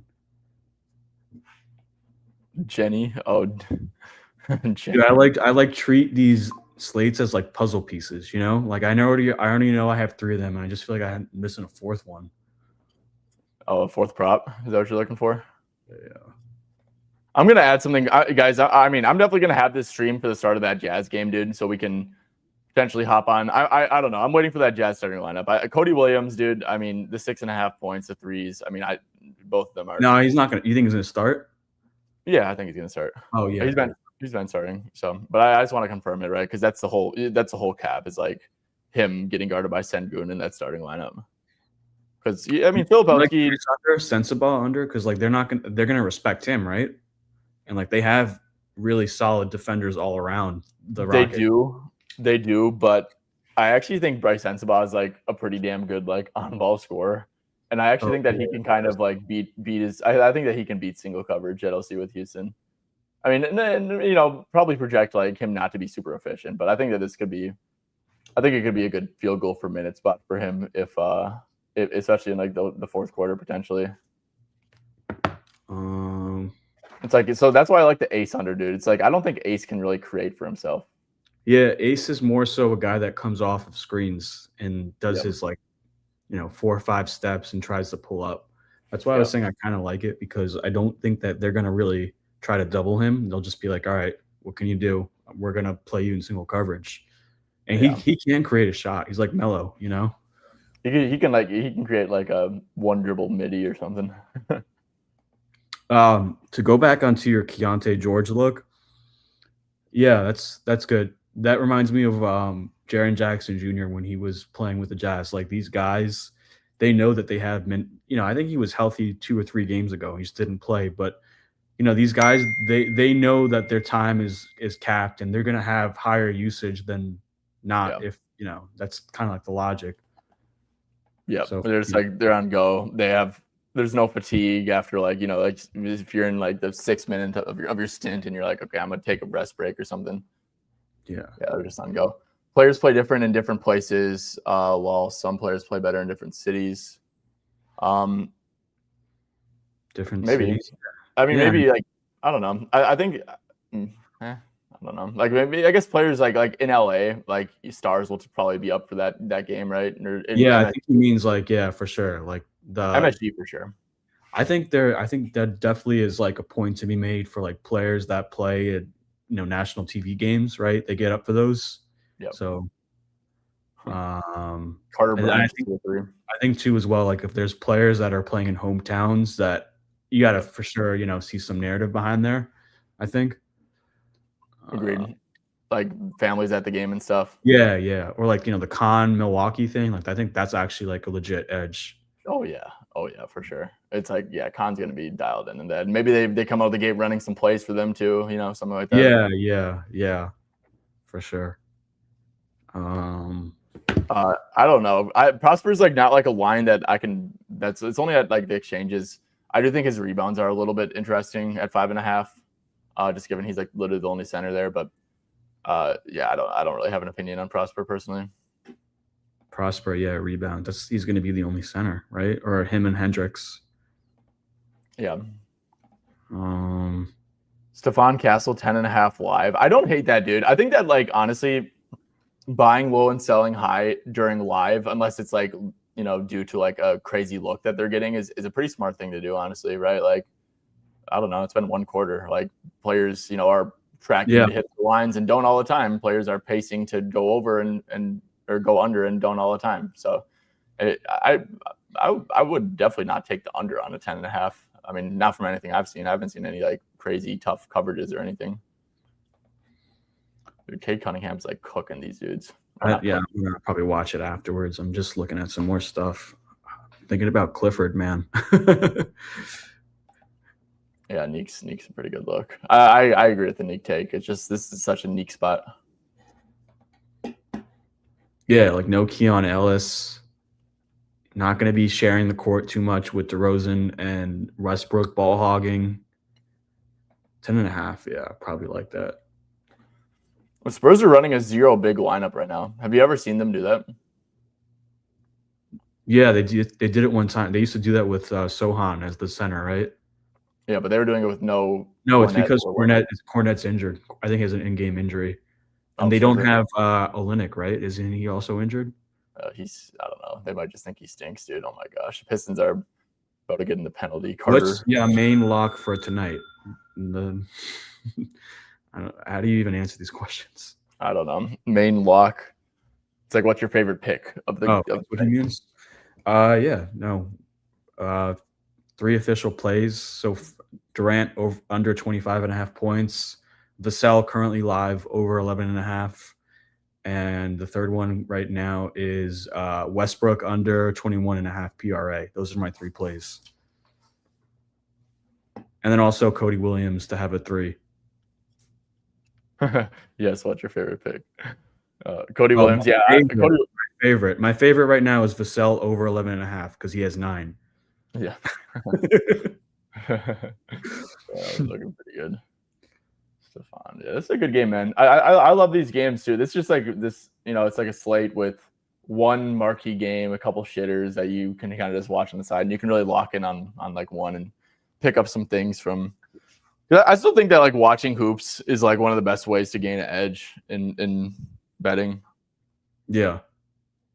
Just picking up on like. Do you like these games though? Like, what's your thoughts on like King? Just like overall, just generally looking at a Kings Grizzlies game. Like, do you think it's like you don't even want to touch it because it's so ugly, or do you try to like be creative and try to find edges in it and actually give it a shot? Honestly, I used to be like the creative type, but I became so like data driven that like I like to have like I like to be able to confidently project stuff, right? I like to confidently be able to know what scheme of defense is going to run. Like my favorite thing is like honestly when teams like Boston and the Rockets are playing like a non-shooter and you're just like so confident that I know what you're saying, like confident coverages for sure, like so confident that they're going to load up on someone, right? OKC's playing this team, they're going to send bodies after bodies on him. I like stuff like that. That's my favorite type of bets. But I definitely see the vision for like people who, oh my gosh, I'll tell you this too as well. Something that I've noticed a trend with the Rockets, anytime that they face like a star ball handling driver, whether it be like a Maxey, like an SGA, a Brunson, a Cade, I noticed they all kind of follow the same pattern.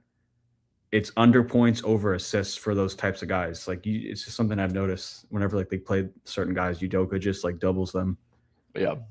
But it's like, and then if not, they'll just like leave him on the island. It's like night and day. Like if it's a superstar with a non-shooter, like they are going to absolutely load up on them. But then, yeah, if it's like a Dylan Brooks first option, they're going to let him take like 30 shots. Yeah. So yeah, let's see what else. Anything opening up in the Grizzlies? Yeah, I don't really do live plays, man. Shelby or Shelbick. Keegan was 15.5 when I got on here, and now it's 17.5. Now it's actually 18.5. It's going up. You could go for 20 tonight. People are betting the leans live. GG Jackson. Yeah, like I could see GG Jackson over rebounds, maybe. Could see that over 5.5 rebounds.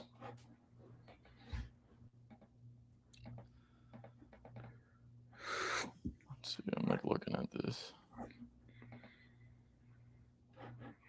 What the hell? What do you have anything else on this game? Which one? Detroit, San Antonio. Like live or what? Was it just not live? Was it just the Vassell look that you? Only thing I was confident enough was Vassell, and I did like Tobias, honestly. Yeah, he's doing good. Whoever said the 5 and 6 rebounds plus money, he has 5 rebounds too. Dude, the Spurs are just getting killed on the glass. Jeez, dude. Look, I can be transparent and say I was wrong. Yeah, Luke Cornett. That Luke Cornett injury actually hurts a lot, not gonna lie, dude. The Spurs, Luke Cornett's a very impactful player, in my opinion. Oh, I may have found something, bro. Monk under assists. Because I don't think he's gonna I think they think Keon Ellis is out, and that's gonna lead to more like of an on-ball role. But Killian is that guy, right? Like I do think Killian is gonna get minutes. And I could see crappy minutes for Monk too, dude. I honestly, like I said, I think that like he's like a, I don't know, like 17. Oh wow. Dude. Yeah, I kind of like under assists as like a play, under 3.5 for Monk. Dude, I actually really like this. No, I agree completely. They're gonna play Killian, and Killian's gonna be the assist guy out of that group. Yeah, and look at this hit rate, man. I mean, this is like where I'd have his minutes at. I could be wrong. Here's what I would do. Now, next thing I would do is I would go, if it were me, like, and this is like a first look for me, right? I just happen to find this. Now I'll go on your site. I've been using your site every day, man. It's been helping me out a lot. Straightbetting.com. I'd go on that site, and yeah, like I'd take off of, what is it, right? Like Schroeder and Ellis, or yeah, Schroeder for sure, and just figure out what the hit rate is or what the projection is. Okay, let me quick go over there. Oh, geez. So yeah, I would think he gets all the non-Russ minutes too. Would you think, or no? West who? Hayes. Let's see, Sacramento Kings. No, let's see. So who should I take off? Would you take off Levine, Shooter, Carter for sure? Yeah, Sabonis because he's a playmaker. Yeah, I would also take out Carter. Oh yeah. But the thing is, though, there's no data of like the Carter replacement. Yeah, and it's only at 3.1, and we think that this is like going to be a worse role than that, anyways. This is like us being generous. I feel like, I probably have this line, dude, at 2.5 for like minus money to the over, like minus 130 to the over. Sounds about right. I like that a lot, dude. I think that's super sneaky. Yeah. The only thing was that a Vassell 3? Hold up, dude. Was that a Vassell 3? Let's see. Oh, nice. There you go. See, like, did you see me like celebrating? Dude, I'm at the point of the season where like if these win, I genuinely like don't get excited. I don't know. Is that like sad to say? Like, no, I agree too, dude. I think like, I'm emotionless, like, because then I'm the same as if it loses. So it just means that like I'm just I don't know. I don't really care if it wins. But I care that you guys won. So yeah. I don't care if so. I mean, dude, I used to care so much like bet by bet, and I think that's like a downfall of like people as a bettor. If you're like super attached, dude, to like 1 day of betting or like even like a 2-week sample of betting, right? Like 2-week sample is so small, bro. I don't know. I mean, it's like, yeah, it's like especially when you're giving out picks to like a group of people or something, it's like you definitely like want it to be like a, like a steady trend up. That's just like never going to be the case. I will say though, like on the same point, like if you're in, because coming from someone like me, right? Oh, Keontae George is out. Oh wow, that's actually big. I was not expecting. We can make some moves here. I think we can find some more official plays if there's people that are still watching. I was just saying, just real quick, just like a little bit of like a rant. Like, I mean, it's easy to like not say that. It's easy to get annoyed by like the hooks and all that, and like when it compounds and piles up over like a 2-week sample size, like it.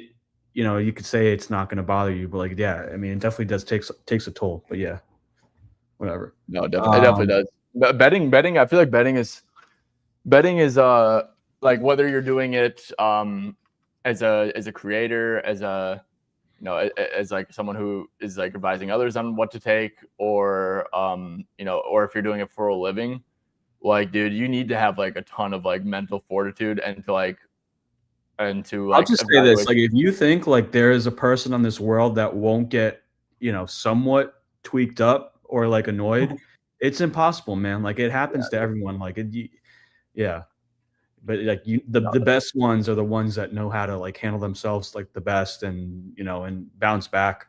Those are the people that normally succeed, like us. Yeah. Agreed completely. So these Jazz stuff might be. I hope Cody stays at his threes prop, man. That kind of stinks. I bet Cody's gonna like open up at a worse price. Damn, Westbrook's getting some negative CLV. All right, so I'm probably gonna go 2-1. Let's see. Okay, I'm like looking at this game. I need Wemby to hit another 3. But yeah, it's like, no, dude. Like I had a Marcus Smart over 1.5 threes at plus 140 last game. Shoots over 5. It's like I mean, dude, it's like you get five attempts. Like, obviously Smart's not a great shooter by any means, but you get 5 attempts for a plus 140. Like, that's as long as he's better than a 30% shooter, right? That's gonna win over 50% of the time. Like, Smart's probably like a 30, 34, 35% guy, 33. It's like, yeah, I look at the attempts with the 3-point props. Like yesterday, I was on Dort over threes.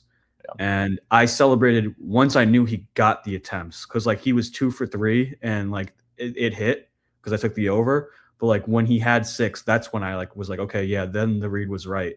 Yeah. No, I actually agree completely. That's how you should think about it. And I find myself doing that too. It's like when you win a bet, but it's like, okay, this dude's had crazy efficiency. Like, I don't really feel good like deep down. You feel lucky about it, Yeah.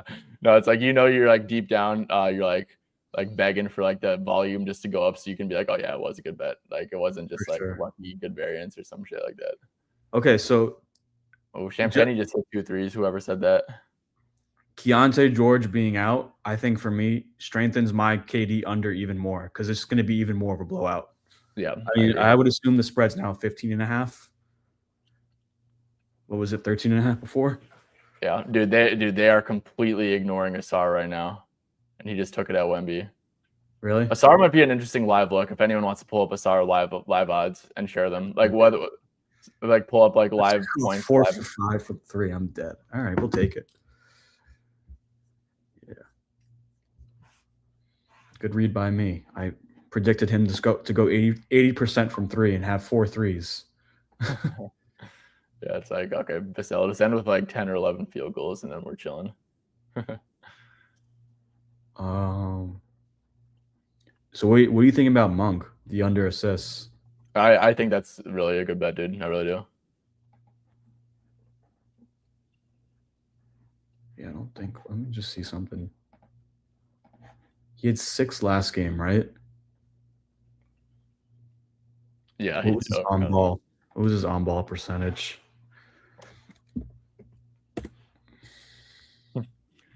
Dude, it's like so funny whenever you're watching a game. Let's see, 8.5 for plus. Okay, what's he at right now, Drew? Is he at 4? I'm guessing.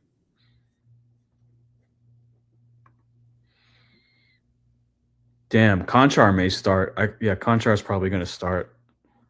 Oh yeah, he might. No, maybe. I don't think Laurie plays more than 24 minutes. Points for Sar. What are we thinking on this? Dude, it's so funny. I'm watching this Pistons game right now, and it's like the Pistons have given up like 3 wide open layups back to back, because like instead of like so they're running a pick and roll with Wemby, and instead of like containing the ball, Duren is just staying glued to Wemby, and like that's like shit that you pick up on when you have like a Wemby threes line, right? It's like damn, bro, like can you like help like a little bit?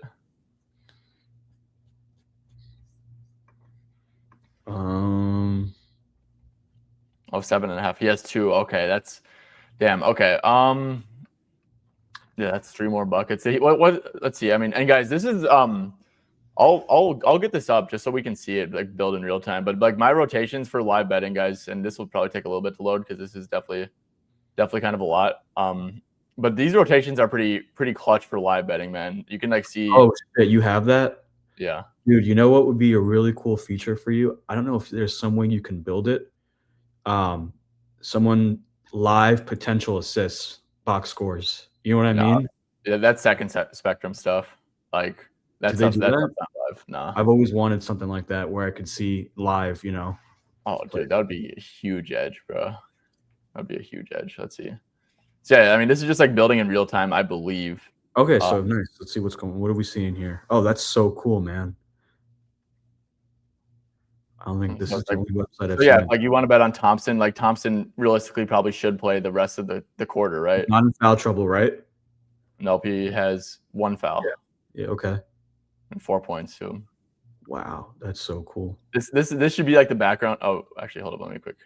This is gonna be the background for whenever Vassell just got another bucket. Okay, all right. This is how you sweat out the game, right? Is just use the site. I think Sarr. yeah, that's good. What are you thinking? Sarr just got another bucket. I should have done it, man. Like, dude, what's going on with Wemby? Whenever you see, like, genuinely, dude, it's like my rule of thumb, dude. It's like you ever see someone just getting ignored, like completely, just take their over, bro. It's a good bet. Like, it doesn't matter if it wins or loses. Like, they're being forced to shoot because they're being completely ignored. Like, yeah, that's what I was doing with Derek Jones Jr. versus the Nuggets. The Nuggets are a team that does that a lot, by the way. Yeah. Like they'll blitz the ball handler with Jokic like at the top. You know what I mean? Like coming in at help. You know it. Yeah, that's kind of an edge I've been using too. I don't know who they play next. If you want to look ahead, Denver. It's whenever there's a superstar, they will absolutely load up on him, dude. Like, okay, so yeah, like I could already see myself taking like for sure Jaylen Brown over. Oh, is he questionable? Is he out tomorrow? I don't know. Whatever. Just talking ahead.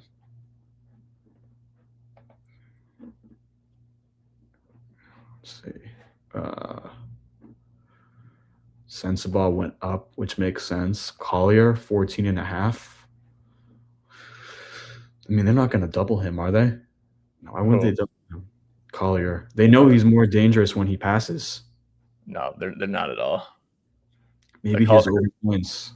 I don't think Collier would ever get see like an aggressive cover, except maybe playing Brooklyn or something, and they blitz him every time because that's just what they do. But I don't know. But Collier might also draw Thompson, so I don't know if that's ideal either. Dude, another thing as well, like Utah, they have been like introducing newer guys in the rotation, like Elijah Harkless, Blake Hinton.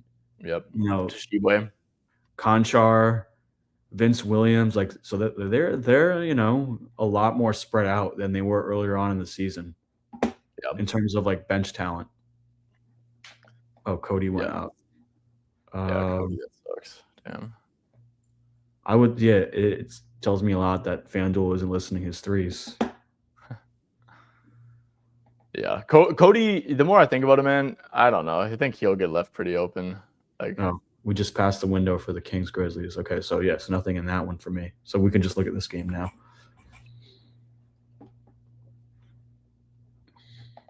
Ace just went up. Oh, really? Oh, actually, well, I mean, that makes sense. Yeah. Did Filipowski go up? No, he didn't. Let's see. I'm gonna do which. Just.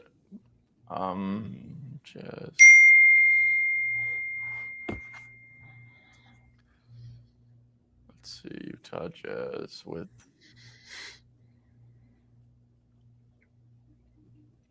Damn, Wemby, man. 5 points. I got to see how they're covering him. I'll have to go back and watch the video. I haven't even watched anything. I'll probably watch it in the morning. What? Vince, dude, there could be some stuff with Vince here. I feel like he's like a RA guy, right? Yeah, he is. He's definitely an assist guy. So at the Heat,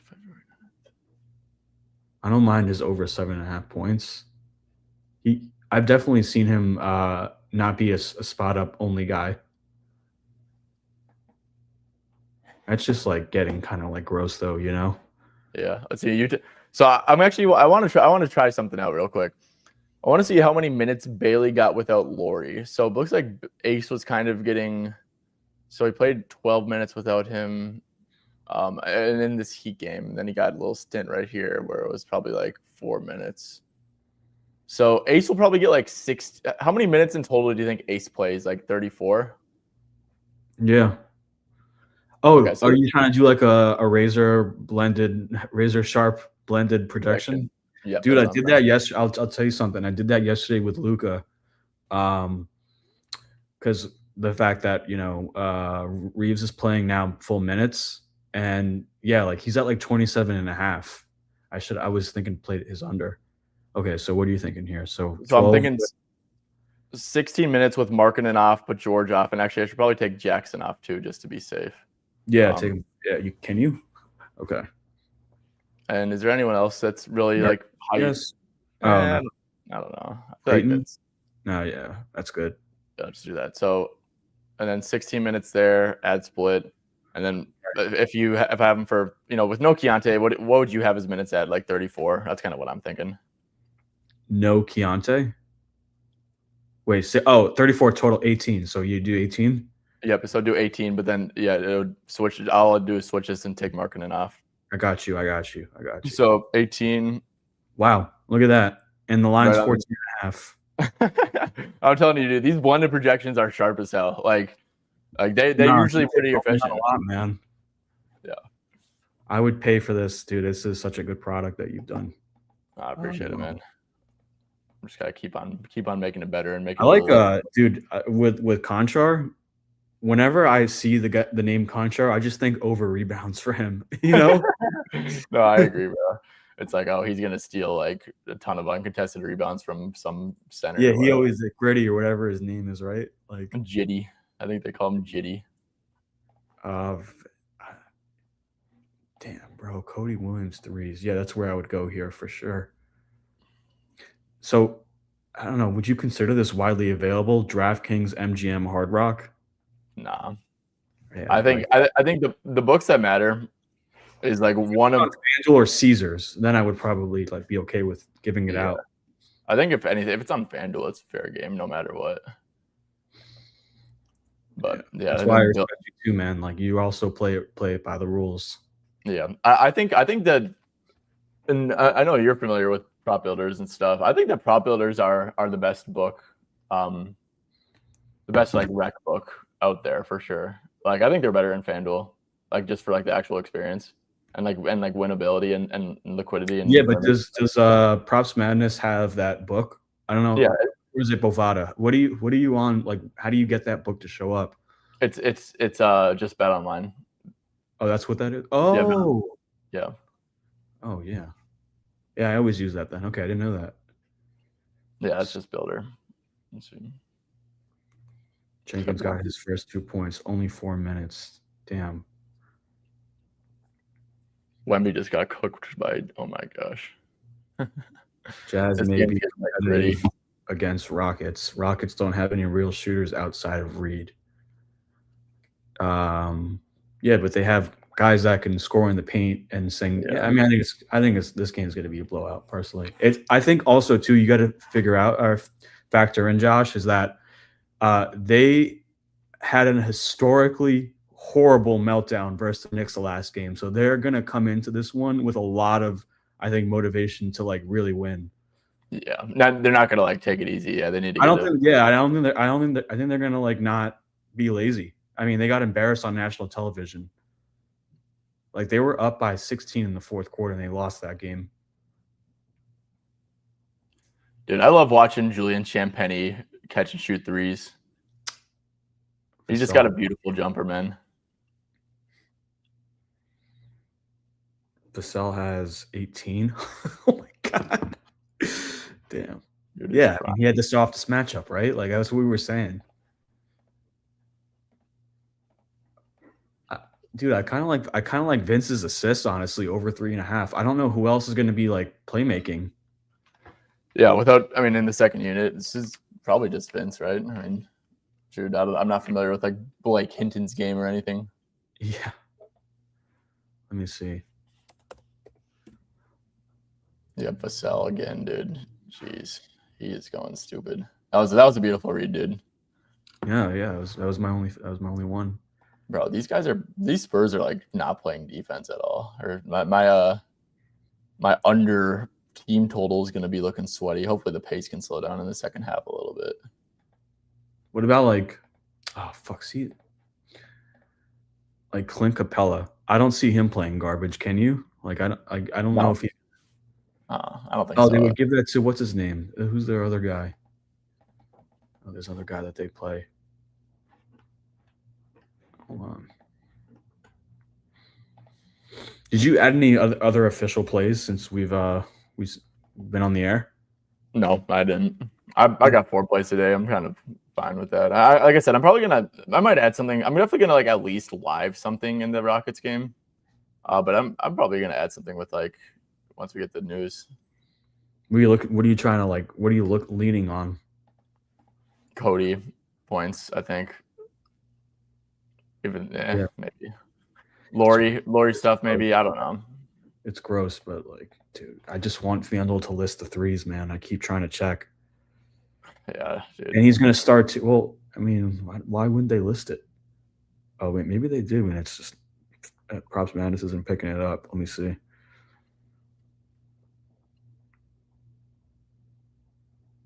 You can't even. All players, all threes. Nah. Yeah. FanDuel, yeah, they know better. They know that this dude's just gonna get left open. I think it's just smart to like wait for the starting lineup. I still do actually ace unders. I don't know. Like we just did the blended projection. This is probably like I will say I don't think it's like a great matchup, but at the same time it's like Okay, so you think how'd you go by this? Two 8-minute shifts with Laurie? How'd you like come up with those minutes? I just looked at the Heat rotation and I saw that he played 16 minutes. Like the game against the Heat, which I don't know if you watched it, but that was like the last game like where like they played Laurie, but they didn't play him in the fourth, and I kind of think that's most likely what's going to happen. And there were 16 non-Laurie minutes, and then if you have him playing 34 total, like 18. Okay, got you. Yeah.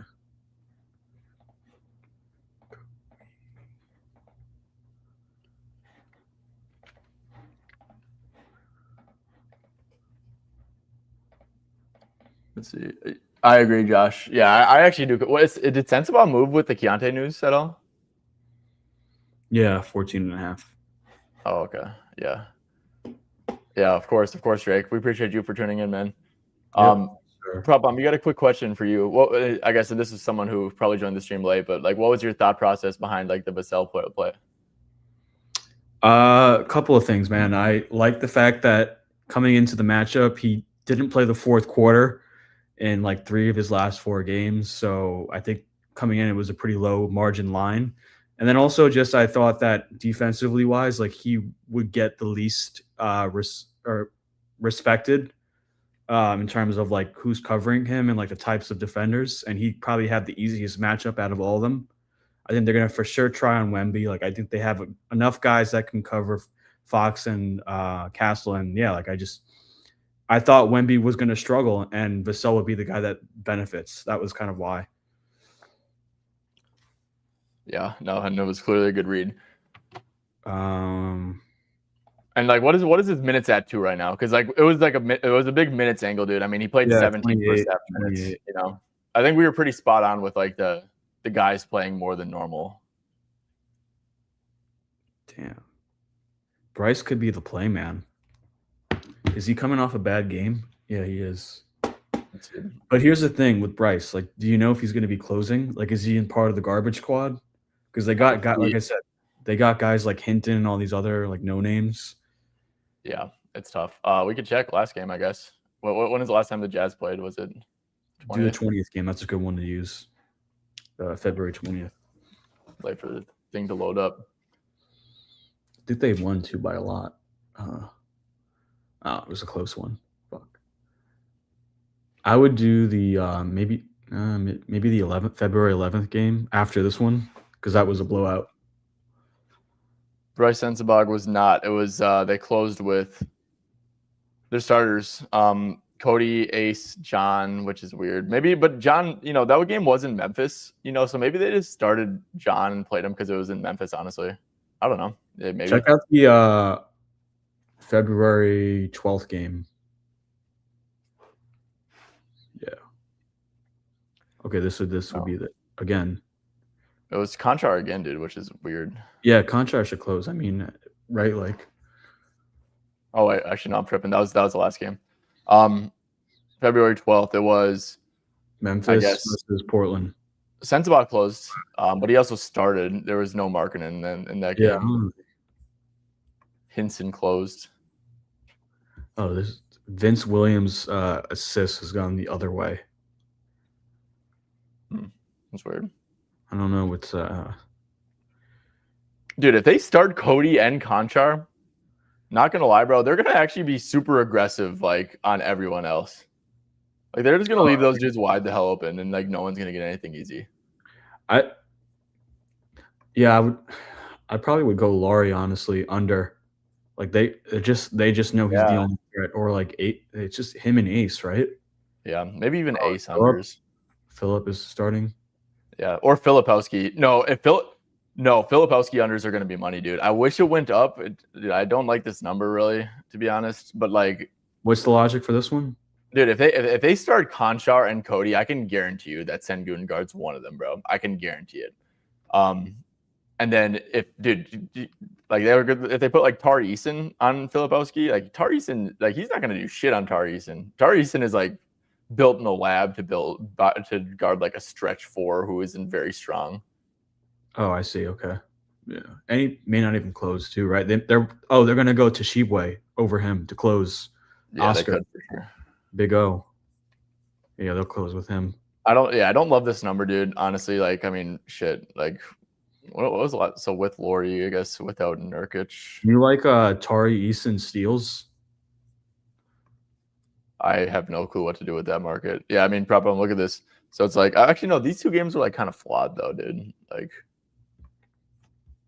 okay. Do you how many, like, what percent of your plays do you think are steals, are stocks? 1.5%. Really? No, I don't really do those. I just was thinking, I don't know. The Jazz just play really fast. It's a lot of possessions. I'm trying to like watch this like Kings Grizzlies game, just like actually like a little bit, because I just like don't like even know how a lot of these dudes play, especially like these Grizzlies. Big O. Russ has 3 PRA in 8 minutes. That's good. DeRozan, yeah, we're chilling. We'll chill. It's just a close game though. Raynaud, I knew he was gonna be active on the board. Dude, shit, bro. We should have played that, bro. That was just like a mental block one, right? Because it's like Max Reno at like 15.5 points, and like it's literally just like a mental block.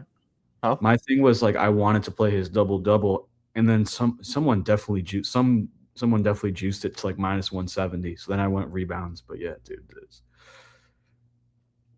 Let's see what's up in Grizzlies. I'm just looking at this game. Spencer only 1 assist. DeMar just got a bucket. Wow, where's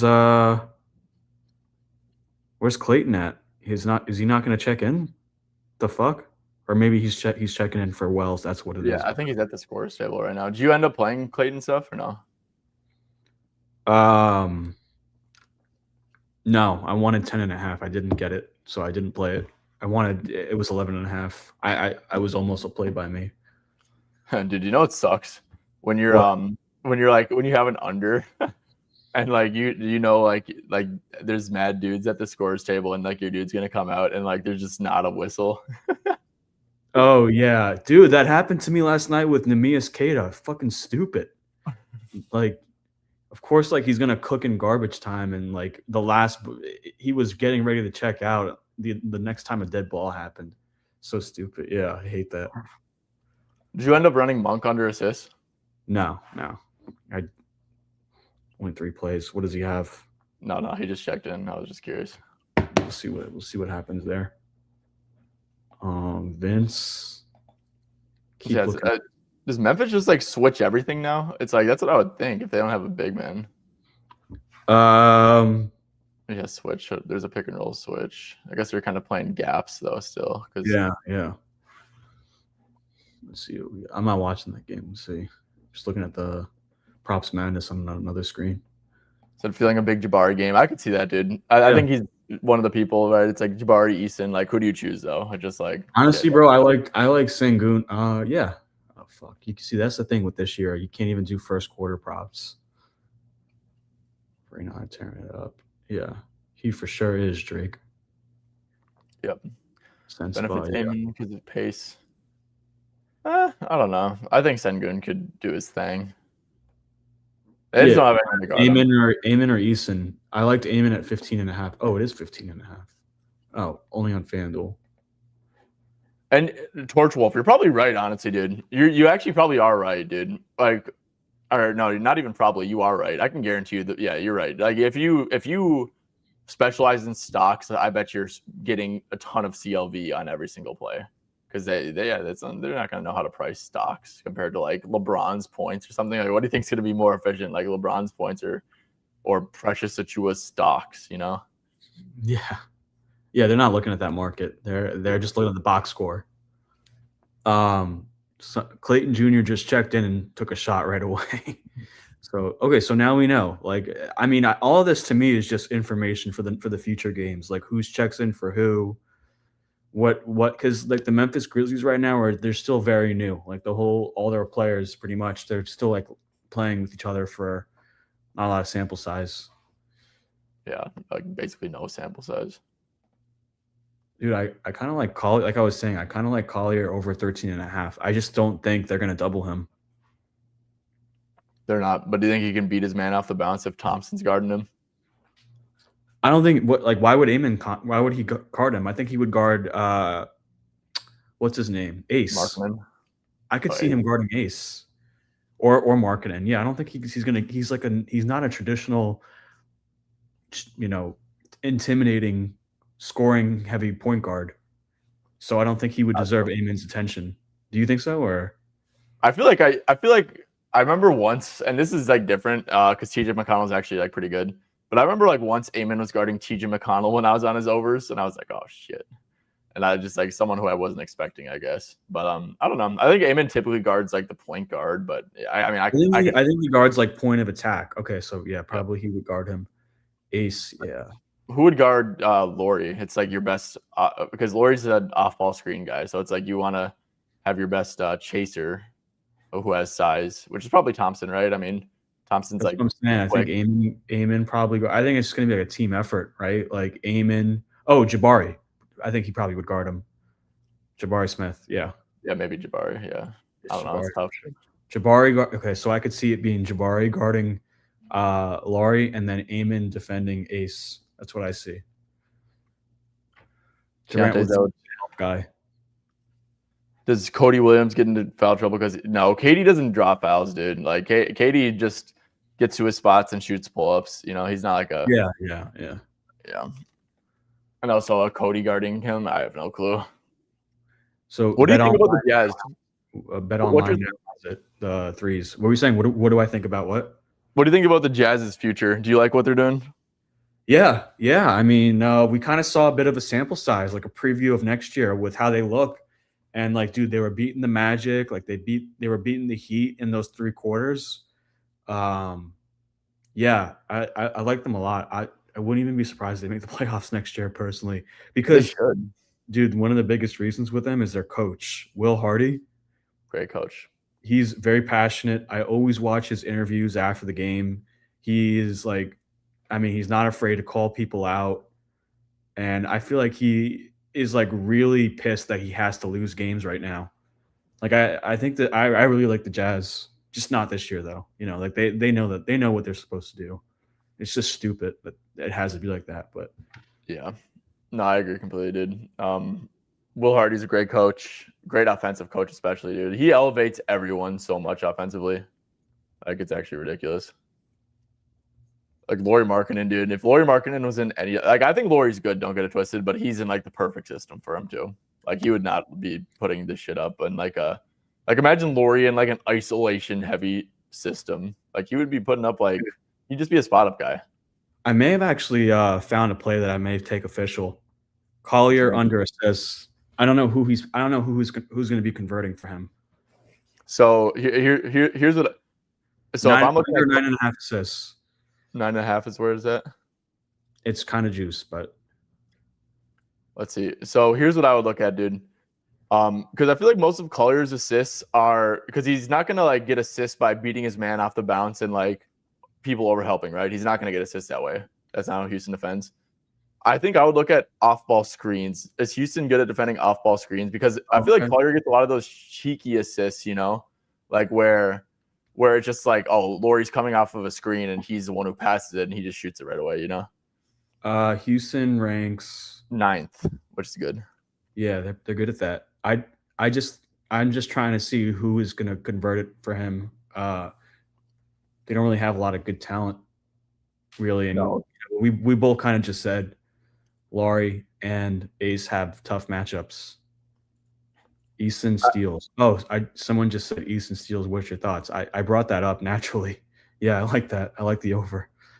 Dude, do you know what's do you know PropBomb? Do you know what's a good look for that Collier assist, dude? If you see Conchar and Cody Williams starting alongside of him, that would be money, dude. Yeah, do another thing too. Like, look at the guys who he's with. Like, yeah. Here's another thing I would do as well. So I would go, if I'm looking at under assist props, I'll show you what I do.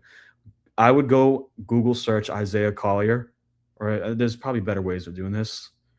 You want to like try doing it live on the screen? Okay. And then this is what I would do. I would go on, I click his name on NBA.com/stats or whatever. Okay. I click that name. I'd go under stats. I'd go under, I'd click the drop down. You know where we're probably going with this. I click the drop down. I'll go on tracking. Where's tracking? Then I would do pass dashboard. So if you're on shot right now, pass, and then do last 10 games. And you can see where he's getting, who is converting the most on his passes and where they're going to. Markkanen, Sensabog, Ace, Jaren a little bit. Dude, this is sweet. So passing frequency. So is this the highest percentage? So he gets so that's his thing. Like, I would be interested to see if Sensabaugh starts. They have a really good connection, and like Bryce has always kind of said, like, Collier always sets him up. But if he's not going to be seeing that much time than normal if Sensabaugh's off the bench. Yeah. I mean, no, that's super smart, dude. Yeah. So it's like you'll go Collier assists under if it's Conchar starting over Sensabaugh. Is that what your process with that? We should probably find out any moment now.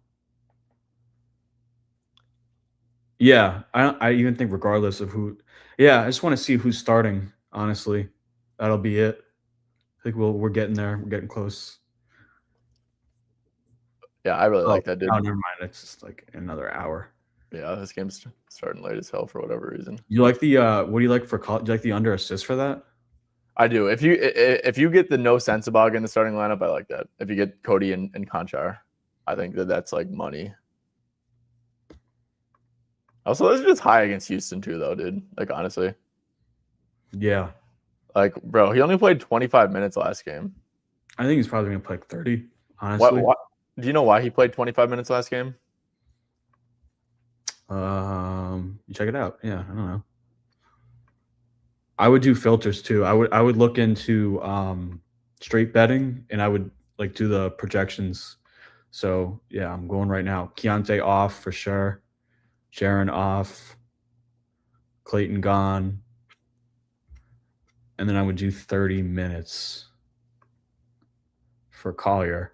Who I'll do that checked in for Collier? Vince Williams and then Kevin Love. Yeah, like so even when you take Keontae, Jaren, and Clayton off, you could even see like his assist goes down. Like his assists per 36 goes down. Yeah, dude, he's at 8.5 assists, but his points is at 14. I like it. Dude, I may take this. Dude, Collier's minutes were terrible, bro. Like, bro, I mean, is it sticky, do you think? It's kind of all over the place, man. Dude, they are playing a lot of guys. I'm just seeing schematically, like he's just not a guy that they're going to want to double. Like they're not going to double him as if he's like Brunson or like Cade or SGA. No, it's a terrible matchup. Hold up. Let me quick check one last thing, dude. So how many minutes do you have him projected for, 30, given 30. that he only played 20? 32, right? That's safe. Yeah. So this is what George. Okay, hold up. Okay, so I mean, just do George off and then Clayton off, right? Yep, I think that's smart. And maybe, yeah, just George and Clayton and Nurkic probably, because Nurkic gets a lot of hub usage. For sure, yeah. Yeah, okay. This is what I would do. So 9.6, but the Rockets matchup is terrible. Like, you know, we can apply the matchup, dude. Like, yeah, go for it. Have you ever used that this week? Yeah, I've used it. Yeah. What do you use? Last 10, last 15, full season? Last 10, yeah. But last 10 is going to be I do last 10. See what that does. Yeah. Puts them down to 8.6. So and 32 feels a little bit aggressive, honestly, dude. I would probably have him at 30. So this is what it should be at then. I personally, I think it's one of them is gonna, one or both are gonna hit. I like over points or under assists. That's where I'd go with him. Strongly feel more on the honestly the over points. Oh damn! I didn't even realize that he played so good last game, dude. Jeez. Yeah, dude, they just have a lot of guys. Like that's just he's not. I think the number is still a bit inflated for like when he had to play, 48 minutes, but like they're just like really loaded. And I would also, it's a down. The pace is going to be a lot more down. Not a lot of transition because I think he gets a lot of his assists from transition. And like if it's a blowout, I don't think he's going to be even playing garbage. Oh, wait, completely, bro. We could double check that though. Oh, sorry, dude. I'm watching the Spurs Pistons game real quick. See what's going on with that. Yeah, I'm gonna add that real quick. I'm gonna add the Collier under assists. So that's if you want to put that under there, that's my play. Yeah. It's that. Oh damn, Wemby missed another 3.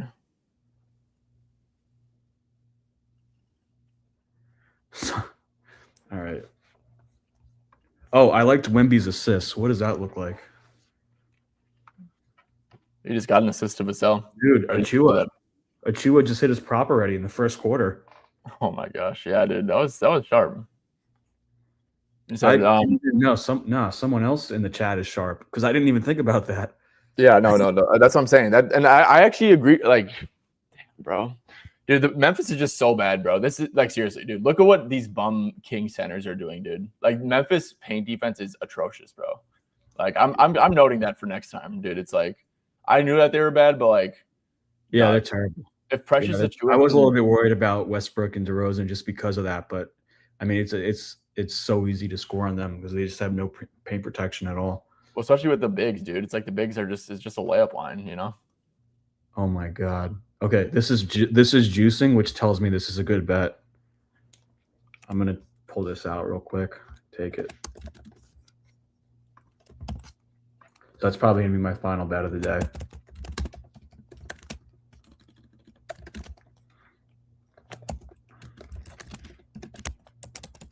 Hopefully I mean.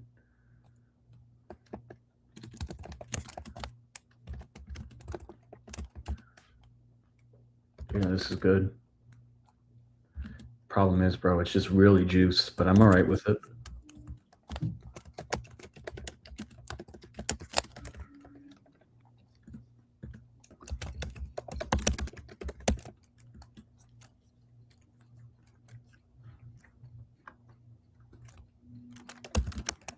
Which one are you rolling with? Collier? Under assists. Okay.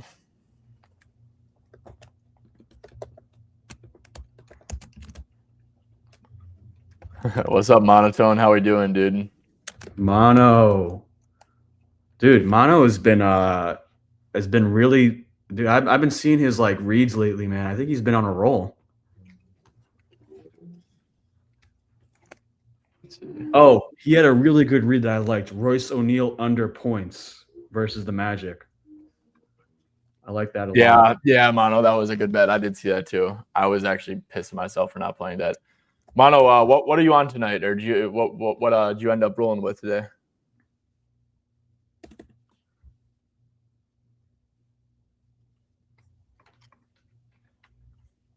Let's see what's going on with this game. Peacock NBA. Yeah, John, great play, man. That pressure stuff was really good. Amen Thompson, I think we talked about that a few. It's like, Amen's kind of Think about this. They're going to lose, so they don't have to rotate a lot of guys. They're going to keep it as close as possible and tank the fourth quarter. Yeah, I agree, dude. Yeah, I'm totally in line with the tanking the fourth quarter thing, man. Hey, who's this? What was? I'm giving out this prop right now, so. Back to steal a little bit of your thunder. Reyno, double. Damn, dude, good shit. I can't believe I didn't play it, bro. That was like, dude, that was the first thing I liked today. That was literally the first thing I liked. Yeah, great stuff, Mono. Damn, bro. I'm always like shitty when maybe it was that moved the line. That's why I couldn't play it. Mono must have like a huge following. Yeah, Mono's out here dictating the betting markets. Probably some live under stuff in the late game. Yeah, no, I agreed. Oh, dude, that's smart. Like, dude, guys, live betting the tanking teams is actually like, I will say this, dude. If you like get like a beat on tanking teams on their rotations and stuff, and you can do that by looking back at like the charts on my site and stuff. But if you get a live feel on like rotations, bro, like a lot of times, dude, you can like bet like live bet unders for guys who like won't even like return in the game and stuff. Yeah, like I wonder if that opportunity will present itself at the Kings game here. Yeah, well, it will for DeRozan and Westbrook if they get off to hot start. All right, so I'm gonna give this out and I'm done for today, I think.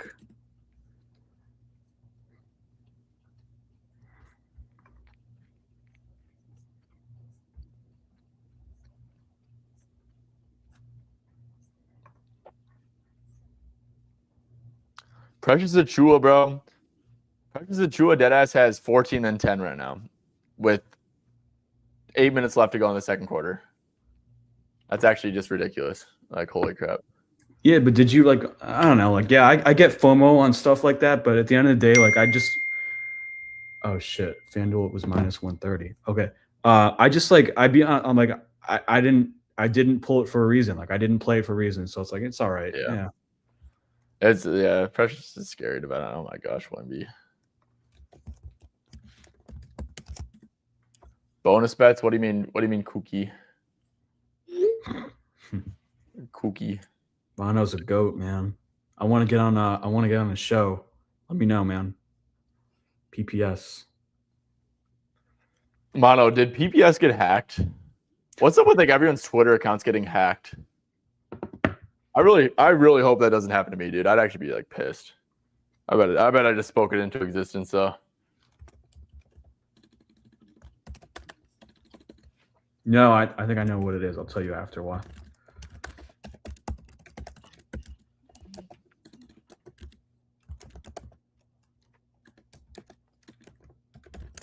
How much do you care? Do you care about CLV? Yeah. Is getting good CLV on a bet justified enough for it being a good bet? No.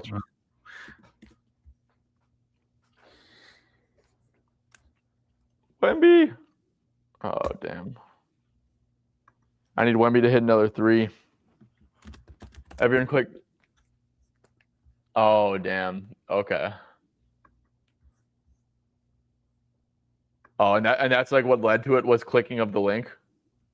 Oh, that's what it was. Yeah. He was the first one. So in the gambling Twitter community, it was him, Birdman, Ryan's props. There was a lot Yeah. of people just like could have laddered Vassell threes. Dude, look at this. How's Keegan doing? So Bro, Achua, oh my god. dude, I know. That's what I said, bro. It's like it's insane. Yes, someone goes need a big night from Sengun and Tari. Yeah, I'm all right with that as long as KD doesn't score. That's what I'm saying though. That's why I like KD because everyone could say, "Oh, Wemby, I think he just got it." Did he? Did Wemby just hit a 3? Yeah, I think he got it. Hold up, chill out, bro. I'm like I'm watching this like way delayed. He just got it. Oh, he got it. Damn, dude. I wanted a live reaction. Or whatever, dude. That's like the one thing that sucks about these, dude. It's like when you're like bumming it on some like stream, dude. It's like, damn, that shit's just way behind.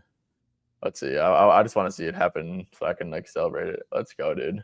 And I think the Harper under is looking pretty good too. The square Harper under could be a decent day, dude. But it was Wemby block too. So what are your bets today? You had Wemby threes. Wemby over 1.5 threes, Harper under 18.5 PRA, and then I have Detroit team total under under 116.5, which actually I think is looking decent. And fourth quarters are like usually really slow paced, right? Like, yeah, I'd be surprised with this win if that loses, dude. I mean, Duren and Cade are combined for 20, like before checking out going into the fourth quarter. Damn, Vassell was like the latter play of the day. Double points. Yeah, dude. Yeah, seriously, dude. That was actually clutch. To be honest, that might sound like a noob thing, but I think I could actually do a lot of stuff like with this with the site, to be honest. Dude, people in here that listened and took the time, like they got they kind of ate tonight, honestly. They did. They really did. What have we been like way off on? Have we given any like shit advice tonight? Yeah, there was one I was off on was Tobias under rebounds. I think I said I leaned the under on that.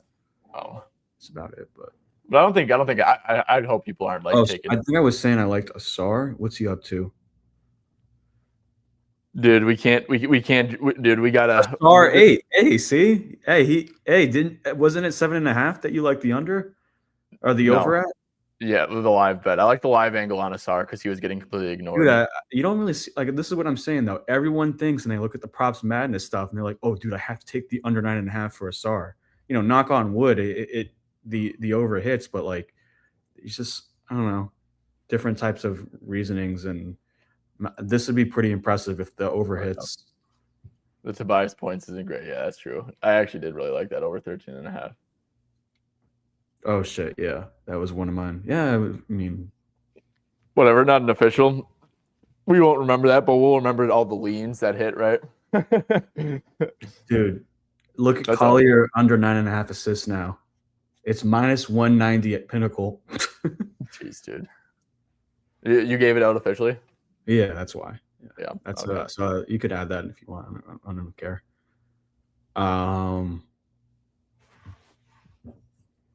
Yeah, I hope people enjoyed the show and, you know, was able to, you know, benefit.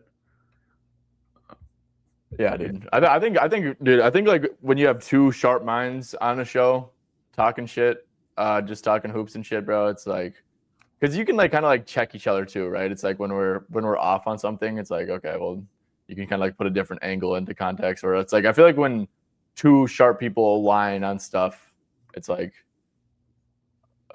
it just usually you're talking. Yeah. I keep telling you, man, like just reach out whenever. Yeah, shit's fun. Let's see. Thanks, guys. Appreciate it. Dude. Yeah. The news coming out. Cornet. Yeah, that was why. Yeah. No, that's fair. The Harper under, when I gave it out, dude, that line moved really fast, dude, in the morning. What's going on with Nate Clifford? Up to his, yeah, dude. He's just probably it's one of the most inefficient players ever. I feel like. Yeah, Monk. Oh, we were wrong about Monk, right? He under 3.5 assists. He's got 2 so far. That could lose. Oh, he just checked out. Okay. Yeah, Westbrook's back in, and so is DeRozan. All right. That's fine though, dude. They're gonna play some minutes. Dude, that's so strange. Why does Clayton only have 4 minutes in the halftime? Damn. Did he get hurt? Oh, jeez. Hendricks 0 rebounds. That's weird. Yeah, it was a weird game. I don't know. I just liked Westbrook under PRA in that one in DeRozan. I just hope that Westbrook and DeRozan just end the game with like 20 minutes. That would be ideal. I could care less about like how many PRA they actually have. I just want to be right about like, oh yeah. Yeah, same with me. Same with me. Yeah, for me, this is more so a minutes thing. Yep. My edge was a minutes thing, and like I kind of thought that the matchup was sneaky, like not great, but I mean, dude, all it is, honestly, at the end of the day, is just like getting the minutes and the usage right for me. You know, like if I'm looking at a points prop or whatever. Yeah. Minutes and the usage. Yep. Minutes and usage are literally everything. Luke Cornett's back. Also your front court thing. Like, so I used your website, what was it, the role change thing? Yep. And like Westbrook was on the bottom of that the last what was it, 10 games or last 5 games. Really? And that's like with like playing with like the tankers. Damn. Yeah, so he's just probably that means that he just like that means that what that means, that they're running the offense through Keegan and stuff, right? Yeah. Keegan has 5. Westbrook also has 5 now. Of course, I say that. Clayton's in, and he just made a 3. There you go. And Clifford just scored 2. I think someone is sweating those 2. Bro, move the Collier line on 365. You don't know who I am. That's not new. Yeah. I do that all the time. Yeah, all these lines are gonna move, dude. Like honestly, like if like I don't know. It depends. It depends who it is. Like if you're tailing someone with like a following who, you know, like is like a winning better, like the lines are gonna like move instantly, dude. Like that's just how the markets work. Let's see. Two smart lads. Appreciate it. What movie should you watch? Dude, I'm not a movie guy at all. Are you? I love movies. Yeah, man. I'm big into that. Especially what do you call it? When there was no NBA on, like during COVID, I got super into watching all like the famous old movies. What movie should you watch though? Let me see. Like Netflix? You talking about like theaters? Mono, like be specific. He's probably talking Netflix. I don't think Mono's hitting the theater at a 9 Monday. Movie theater. Mono. Let's see.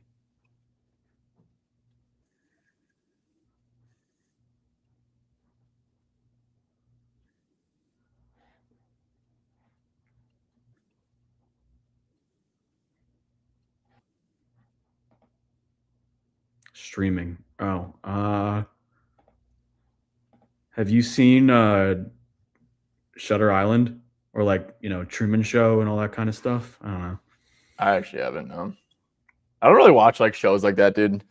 Honestly, I feel like I just get so addicted to them, dude. Like one thing that I'm like Game of Thrones. That's kind of the wave I've been on. That's kind of got into that Game of Thrones, especially like with the new show. Oh, that's what you should watch. It's not a movie, but it's a show. Watch Seven of the Night's Kingdom or something. Night of the Seven Kingdoms. There you go. It's on HBO. You should watch that for sure.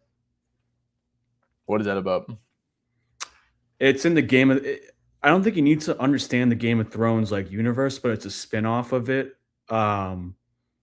Of like this young like kid that ends up becoming like the king, and then he stumbles upon this like very tall knight. I don't even know, honestly, dude. It's just very it's trending right now on Twitter.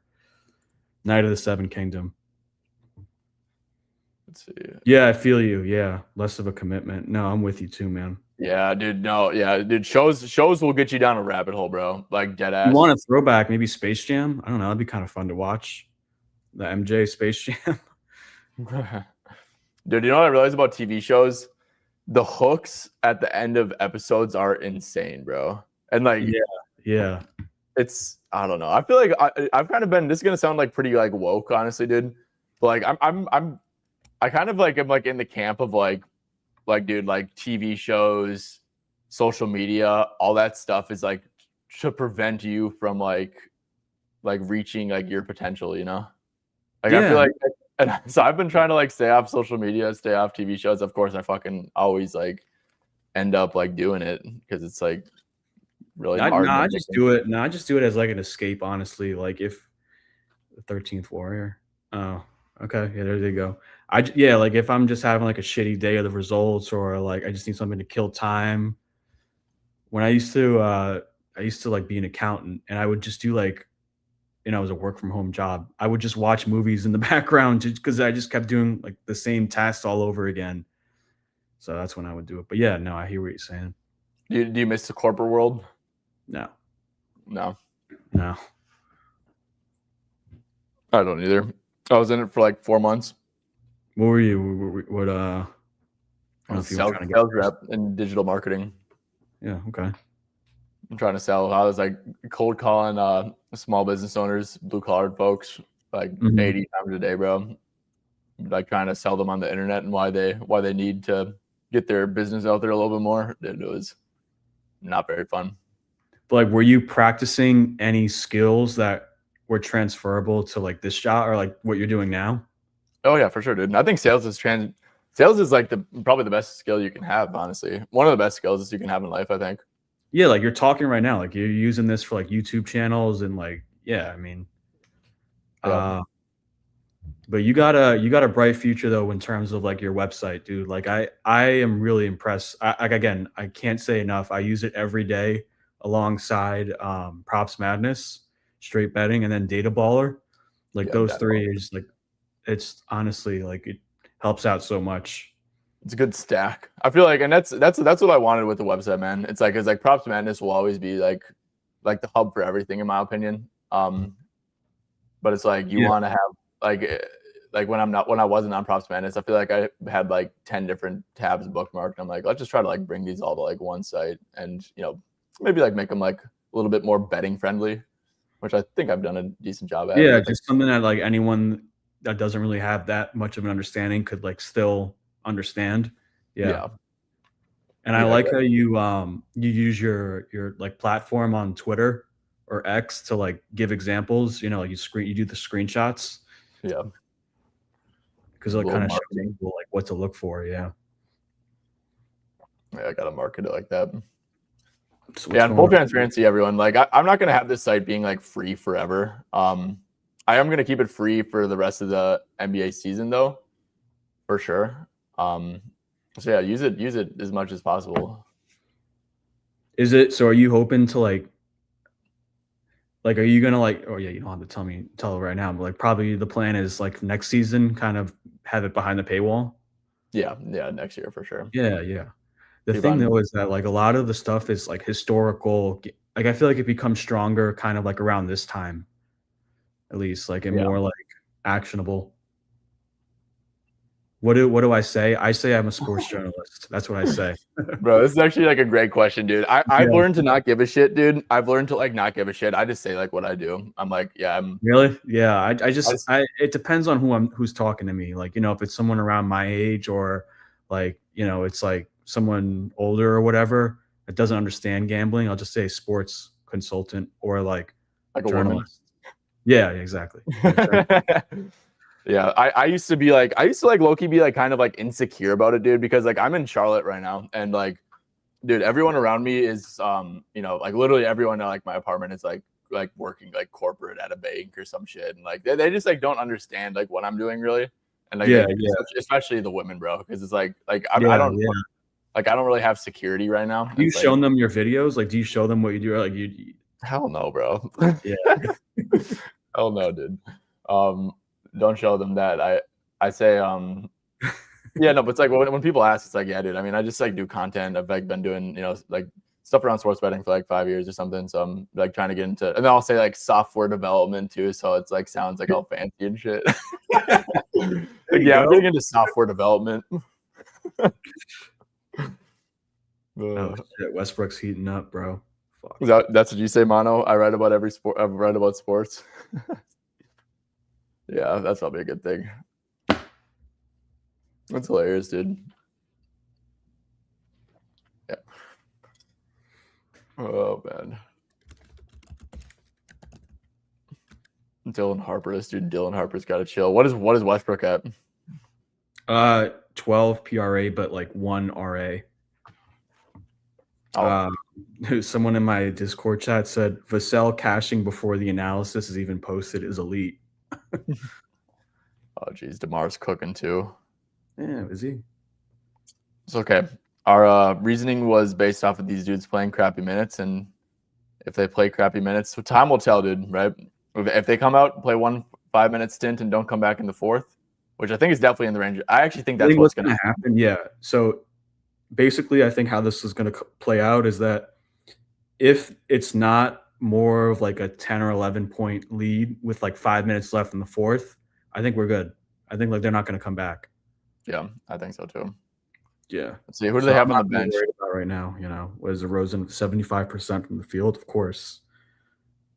Yeah, I'm not worried. I'm not worried either. I'm starting to sweat. Raynaud's cooking though. He has 10 rebounds. Oh no, that's someone else. 8 rebounds. Damn, that's the thing. Okay, so now we know going forward, it's just center rebounds. I mean, versus these Grizzlies. Or like offensive rebounders, dude. Like offensive rebounders will grub. It's like people who get a lot of putbacks. Like Donovan Clingan had like a monster game, I know, against them. Yeah. Let's see.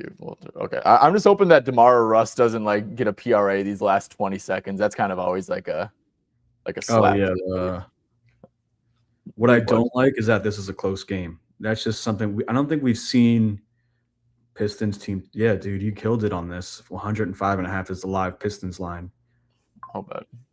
Well, okay, good. Daquan Plowden just drew a foul. I thought for sure I saw like shooting foul before it popped up. Like Eason Durant, yeah. PropBomb, how do you sweat out bets? Yeah, I'm like the last 5 minutes. Definitely watching it for sure. Yeah, you know what's the best? Yeah, if it wasn't for the stream. Did you know what's the best way? The best like life / get your sweating fix in balance by far. What, like going on like the stair machine or something, or? Well, that for sure. Yeah, doing it while walking is like elite. First of all, like dude, that's actually like a life hack, bro. Like, I'll tell you. Oh yeah. Okay, what do you say? Yeah, no, but I was gonna say, dude, it's like doing something. So it's like say. And obviously it's different for me and you probably because like we usually have plays coming out like like from the 7 to 8 range. But say if you like game start at 7 and you wait until like 8:30 or something, you do something productive until 8:30, and then you just go on League Pass and like 10 seconds skip everything like for all your. Oh sweats. yeah. But you have to stay off of like your Discord chat for that because people. I do that too. Yeah, I know what you're saying. Yeah, I'll pause it or something, and then like I'll go into another game, and then I'll go back to it, and I'll just. Skipping, yeah. So my TV supports 4 games at once, which is clutch for like the Wednesday slate. I don't know. Some TVs they do 2 games, but mine for some reason does 4. So yeah, I'm watching everything though. I only watch my plays. Like I'll catch up on like the other teams if eventually. Yeah, you're doing good.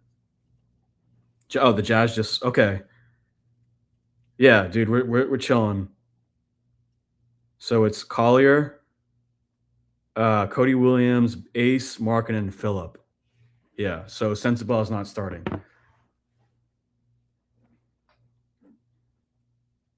Okay, Cody's sweet. starting. So maybe they give out the 3-point line. I don't know. I'm good though. I'm good on 4 props. Yeah, dude, Cody's gonna tempt me, bro. Cody's going down to yes. He might get his points. Might go. Yeah, there's no. I guess C just has it now too. Every book has it, but FanDuel. So. Oh, Cody. I don't know. That's tempting. You're not trying to test your luck. If I know that like Westbrook or Vassell hit, Westbrook looks pretty solid. That's already 2-0. Yeah, I don't know if I want to like really do that. But yeah, I mean, as I say that, this should be like a first half cash. Have you been to Europe, guys? Yeah, of course. Where are you from? Lights VZ1. Like VZ1. Damn. I've actually never been to Europe.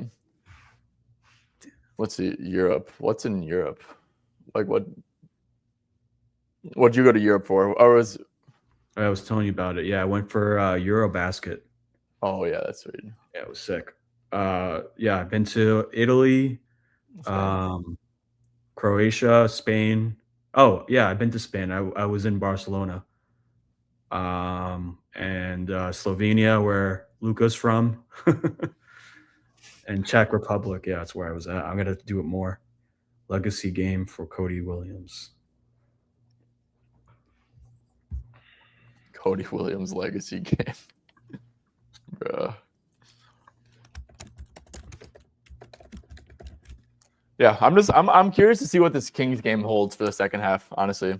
This might be like I mean, dude, I don't know. What's the rotations looking like? So DeMar played 16 first half minutes, right? They have like Doug McDermott, Drew Eubanks available to check into if they like really want to tank it. I mean, you'd think they want to lose this game, right? It's a 2-point game. You said it being a close game. I feel like it being a close game should be good though, right? Like, you know what could also happen as well, bro, is that if they're this is the thing. The close game I don't like. Yeah, I guess time will tell. I don't know what to expect. Monk, 2 assists. All right. Clifford. Yeah, Clifford's gonna get run in the fourth. That's probably gonna happen. Yeah. Clifford's probably a good live bet. I don't know what his line is. Yeah. I mean, it could be. Yeah. I mean, you're not gonna know though because DeMar's rotation was 8 minutes. Actually, how did he play 16 first half minutes? Dude, I swear he did not play that much. Hold on a second. Because Westbrook in past games at halftime had, yeah, okay, so everything's lining up. Yep, 13 minutes. Last game versus Spurs, he had 12. I think it'll come down. Yeah, this will be very telling because this is a close game, and a lot of the past games have actually been blowouts. So this is a bit of a different outcome. Yeah.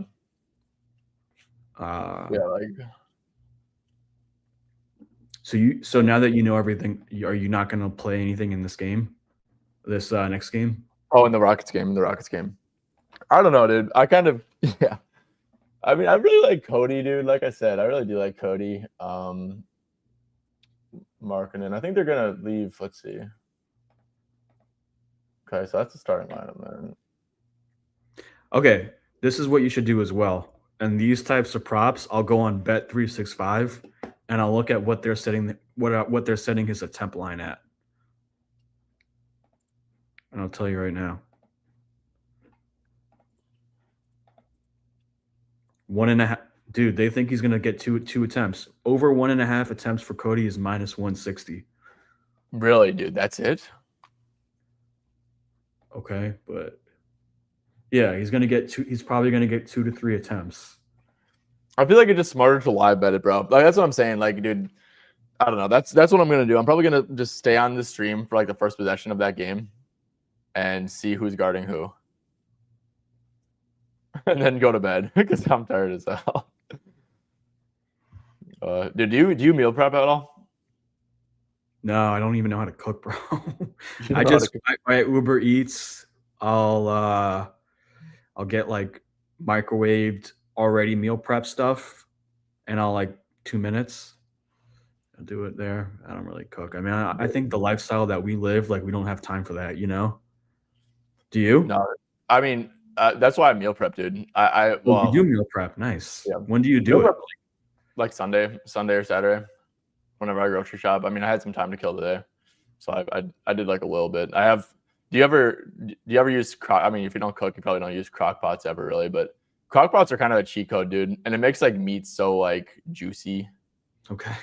Like I have a chicken. I have a chicken sitting in Parmesan garlic sauce right now, just cooking. Oh, in the crock pot? Yeah. It's about to be like nice and juicy. I did not take any Cody Williams stuff yet, man. I don't like that his line moved. Like I said, I don't know. I'm gonna get like cussed out in my chat if I send a line that isn't available at FanDuel, or just people are just gonna complain about it. So I'm probably just not. No, I think. Oh, really? I think you're fair game, man. I do too, but on Caesars, it's on Caesars. It's on it's everywhere, except FanDuel. I mean, are you really gonna get? Is that how? Okay. That's how some people are in my chat. So I mean, I don't know. But I'll probably just live bet it like myself and like nuke it, honestly, dude. Like, dude, if he's getting guarded by Sengun and you're getting a plus money, I'm probably gonna log on to 365 and put a max amount on it, honestly. And if it loses, it loses, bro. Was there Like, past footage? Like, do you know for sure that's going to happen? Did that happen I last don't. year? No, I don't know, but I saw the Blazers do that with him, and Cody Williams just stinks, dude. So it's like, Yeah. like, why would you want to have Sengun on a stretch big? Like Filipowski, for what it's worth, he is like a decent. Filipowski though. Oh, you said it's Eason? I would think that Eason guards Filipowski, and then Sengun is on Cody Williams. Who would defend Collier? I think it's KD, right? Or like I said, dude, I think it's going to be Thompson, and I think you're going to put Durant on Ace maybe, and then have Jabari or Amen on Markkanen, and then one of the big wings on Collier. That's my guess. I could be completely wrong. I think you're going to get Sengun on Cody, but yeah. Bro, my chat is like tweaking out because I don't have analysis. They're so like used to seeing analysis behind these props. People like to learn, dude. Yeah, that's good. That's a good thing. That's actually a great thing, dude. I love people who like just want to get better at betting and want to like learn. I think like having an in-depth write-up, and I totally get that. Like sometimes you just can't. I don't do them all the time. But I think that like there's like a lot of value to be had by just like reading good write-ups, you know? Yeah, you learn things, yeah. I think right now it's safe in the second half, yeah. I thought you played this. You didn't take Reno? I thought you told me you played this. No, I didn't take it. That was the one. One more time, dude. What are your plays for today? It's just DeMar under PRA. It's Wemby threes, DeMar under PRA, and then Harper under, right? And then the Pistons team total under. Okay, so let me see. Yeah, you should be all right with Pistons. Harper, you're good with, I think. Hopefully, yeah. It is turning into a slight blowout. Yeah, that could be ugly.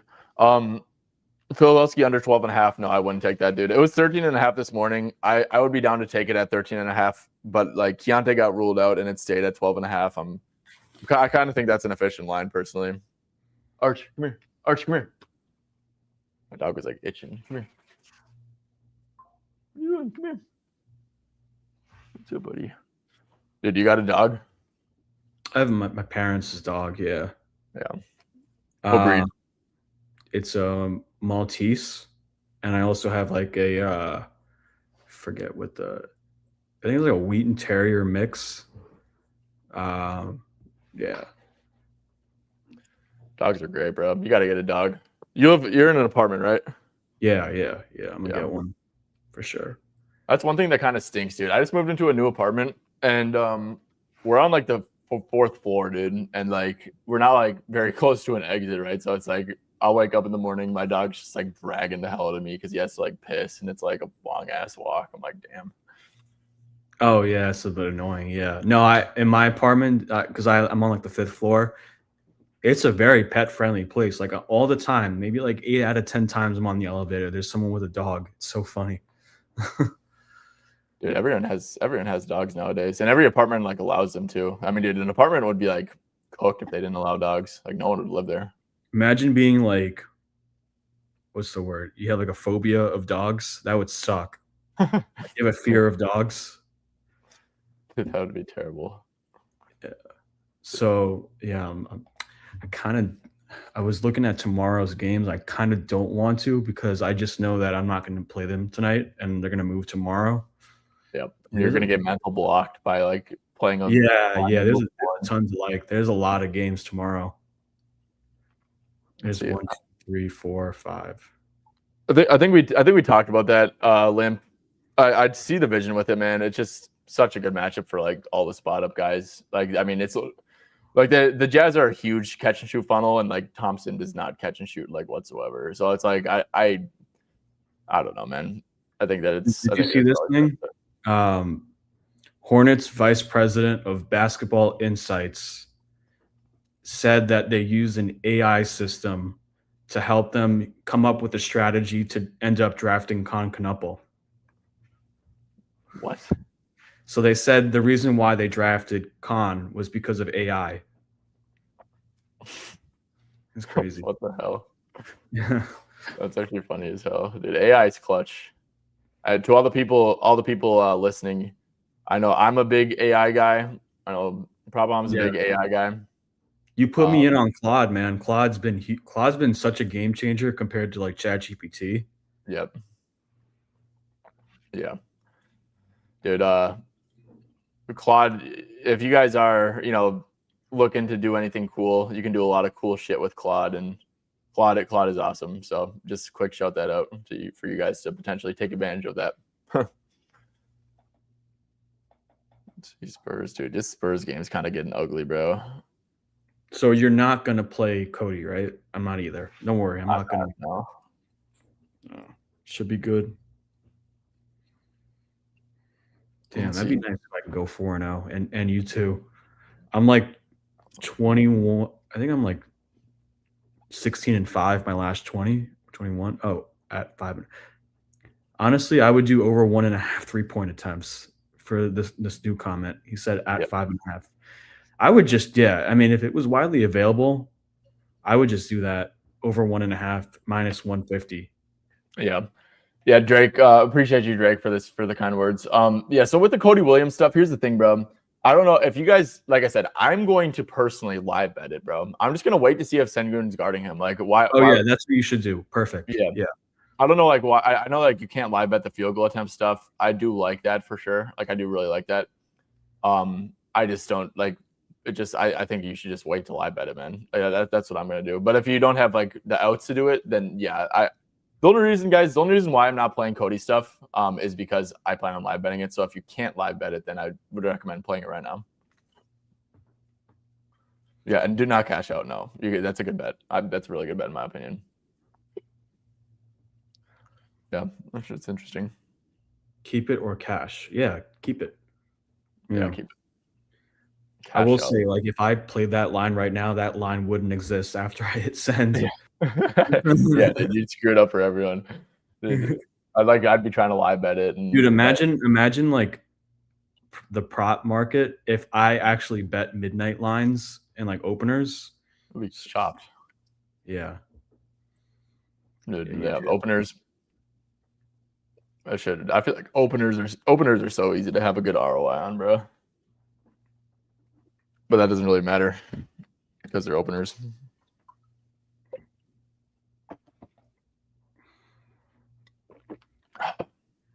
Let's see what else is going on here. When does this game start? That game starts in 20 minutes. Yeah. Is the Kings back on? No, but Wemby just hit his assist. Oh, not yet. Wemby has. I have to watch this game. Keldon's struggling. Yeah, he is. Harper is in. Yeah. Harper's minutes are going really good too, which is kind of scaring me. Like they're going on this fat ass run with him on the court. Jenkins, fuck. 1 for 6 from. I mean that. Hey, look, the volume was there, right? 6. Probably leads. Yeah. 6 field goals. I mean, you want more, but also, I mean, that's like a really good shot per minute. And like, there's a lot of like variance, right? Like if a role player shoots bad, they're just not going to play. So it's like, but that shot per minute stuff is really good. Yeah, Tobias is not doing anything, bro. Dude, Cunningham. I'm pretty sure Cunningham was kind of a community play where everyone was kind of on it. What was the play? What was it? I think people got like 25.5 lines on him. Who was Alex Caruso on today? Curious. I have no idea, bro. Nah, we shouldn't do that on the stream. Oh my gosh. Yeah, I wonder what he was on. Does he move the markets? I think so. I don't know. I think I actually have like someone who's like a pretty smart bettor who once told me that what they used to do, and like he did at least when he would move the markets, is like they were literally just like if they had any sort of like opinion, if they were neutral on it or leaned the other way, they would just bet it because they're just getting like free like value for like an opinion that they don't respect. Yeah. Oh, one of his plays is Laurie rebounds. At 4.5. I actually really like that, dude. Shout He out said, Caruso. yeah, I'm not even gonna say anything. New topic. All right, yeah, this game's getting close. I hope that the Pistons go on a little run just so I can get Harper out of there. It said that Kings game still at halftime, right? I'm probably actually going to turn that on. Oh, it just got back on. All right. This is okay. This is where I think it's decided in the third quarter, personally. So we should expect both guys to probably play. Let me see.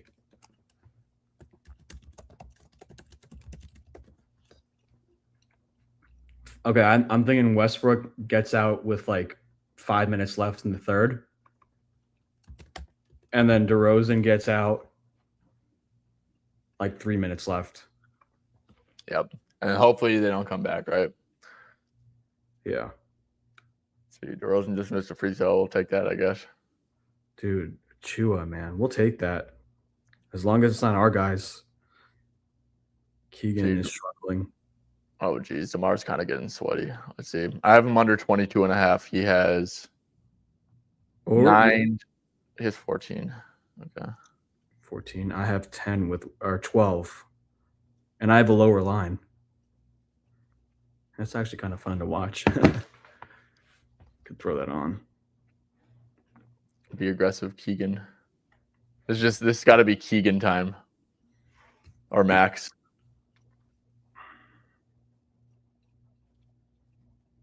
Yeah. Omax, damn, yeah. That's so strange, bro. Omax. 15 points, 1 rebound. The lead, I said I kind of like Gigi's rebounds. Gigi just hit a 3. Damn, Westbrook assist. Fuck. Yeah, we'll be all right. I'm not even gonna look at it. DeMar Midi, crap. Let's do DeMar, bro.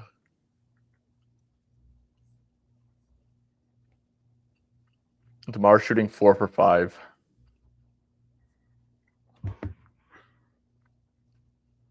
They actually kind of are doubling DeMar though. Or like they're showing bodies at least. I guess Memphis is still kind of like playing pretty aggressive gap help. Dude, yeah, that's the thing with Memphis, dude. Memphis right now is like a team that is giving up so much at the rim, but they're also like over helping a lot on like pick and rolls and stuff like that. How is their damn man, the assists are piling up for West. What I don't know how to like target Memphis. Is it like their assists against them or something? Because they overhelp? It's low usage guys, I think. Low usage guys or paint dominant guys. Yeah, that's what I'm hoping to.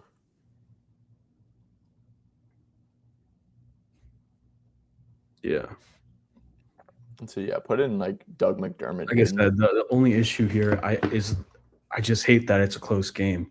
Has there been situations in the past that we could look at a little bit for more comfort on where it's been closer games and like you can see what the minutes look like lately? Let's see, DeMar DeRozan stats. Like when did they officially start tanking? I would say the Spurs game was kind of close. Like, yeah, I don't know, man. This is like unfamiliar territory with like 2 tanking games, but I do think what could happen is, yeah, like they don't play the 4th, regardless of if it's close or not, because they have to play. I think McDermott's going to play, and I also think, Clifford's going to play more, and also Killian Hayes. Yeah, I agree. So yeah. I think he's going to probably play 23 minutes, Westbrook. So he's like 7 more minutes. Yeah. But if I know for mine at least, dude, if I see DeMar checking in the 4th, like that shit's chopped. Yeah, probably.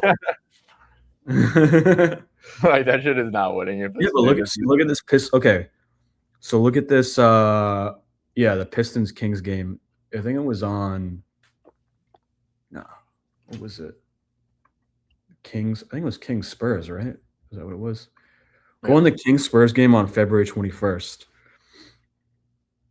This is what I'm scared of. So this is what I'll show you what I'm about to say.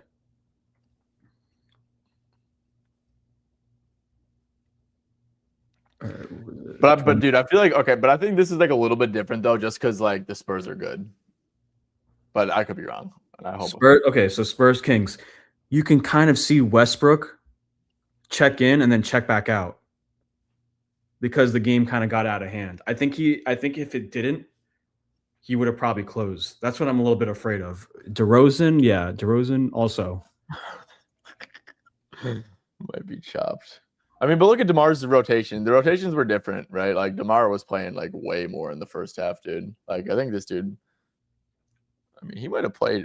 What did he sit? He sat 3 minutes, dude. DeMar played 18 first half minutes though, so that's maybe a little bit. I don't even know. Doug Christie's a weird coach. He's always like trying some shit. Yeah. I think he should be. Yeah. Well, let's see what's the live lines. What's Vegas saying? I normally track DraftKings. That's what I do. I have no idea. Let's see. I'll tell you right now. Okay, so for DeRozan, you can't even play it. Interesting. Oh, bro. They know, bro. They know. You can't even take it. Westbrook is damn. Yeah, it's not looking good for West.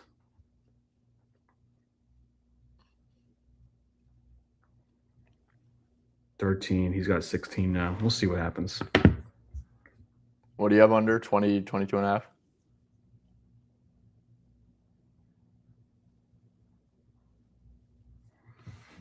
Sweating. Yeah.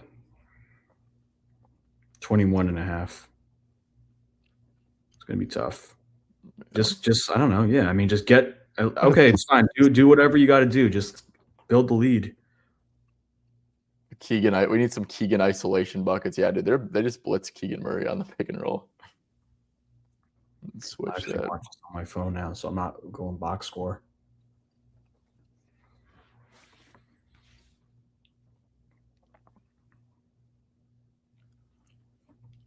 Reno. Oh, these dudes are just like hounding the offensive glass. What are you on? I'm on 828. That'd be cool if we could throw it on here. Damn. I wish we could, dude. I really wish we could. I wonder is there any platforms that you can? Was that a playback? Did you ever like tune into like a playback stream? No, but they did that now. Anyone in the chat, could you do that on playback where like the thing would actually be on? Damn, bro. This is tough. We'll see what happens. Yeah. Spencer for 3. God damn, bro. They're just keeping this close, which I do not like. Yeah, Westbrook's getting easy assists too. He's at 17 now. Yeah, it'll just come down to if he plays the fourth, pretty much. Yeah. Just gotta we both gotta make it there at least, you know. Yeah. It's like, oh, DeMar, no, don't shoot it. I think you're ahead of me. He's posting up Wells, okay? Oh my gosh, bro. Dude. Okay, 7 points. This is good. Get it to double digits. Shout out Ron Holland. Dude, this is brutal, bro. They're both you expected this to happen, right? Like yeah. It's for these kind of plays, like you don't want to watch them. No, you don't. Especially the Durant play, like all right, can we get some ISO? Like yeah, come on, Keegan. This is your time to shine. Oh, we see that. Yeah. Oh, the 3. Shit. Okay, BG. Can we slow the pace down a little bit, damn it? Yeah, he's probably about to pass to Achua real quick. Oh, okay. Nice. I don't want. Come on, just like, yeah. Okay, now we're going. Once we approach that 5-minute mark, that's when I'm gonna start to perk up. Yeah, this is good. We're okay. We're at this is sweat territory for sure. Nice. Yeah. He didn't get it, the double-double? Yeah, how does he not have a double-double yet, dude? Like what? 77. Okay, Spencer checks out. So now they got the bench guys in. Yeah, I would assume the 3-minute mark is where we gotta like. They're not gonna be. You know what? I'll say this: if they play past the 3-minute mark and they come out with like 0 minutes left, they're for sure not gonna play the fourth Yeah, that's what I'm thinking because too. that would mean that they played like that could be the case. Neek's getting up. Who's he gonna sub out though? Probably. Yeah, come on, that's tough. All right, well, yeah, it's gonna come down to What's Russ at now? 19.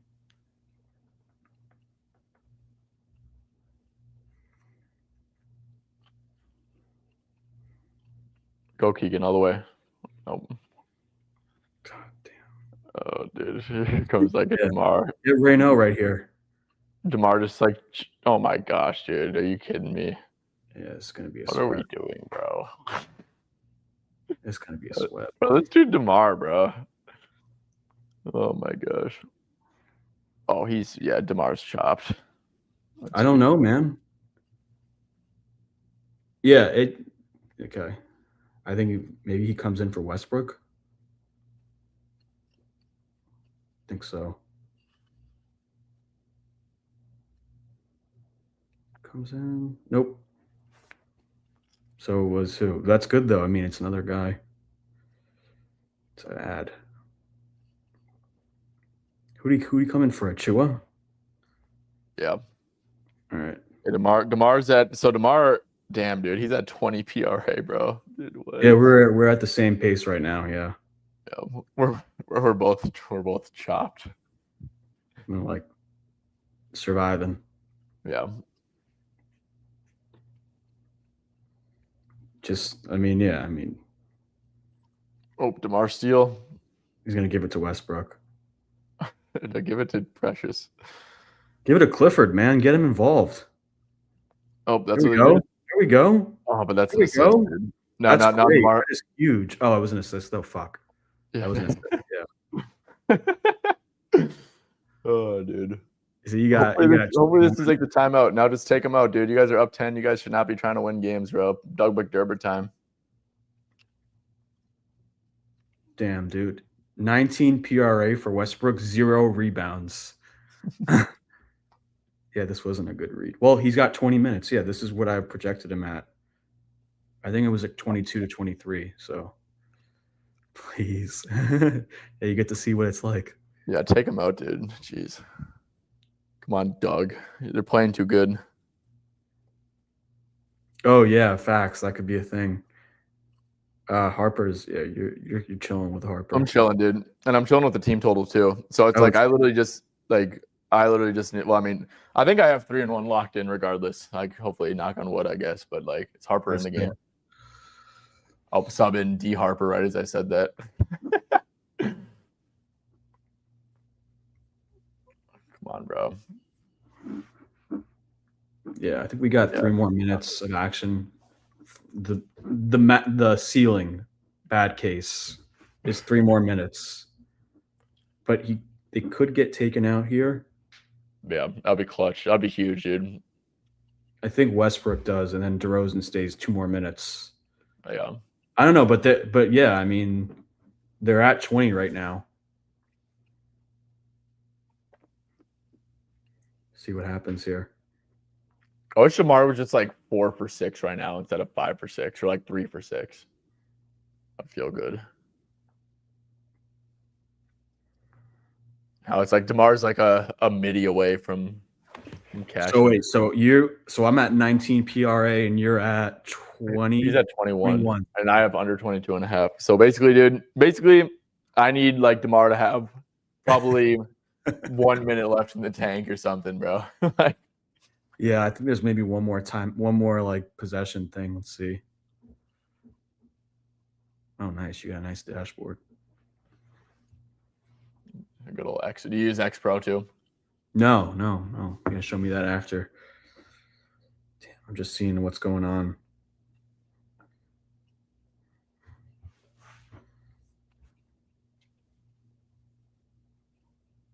And fellas, this Jazz Rockets game starts in this Jazz Rockets game starts in what's it called?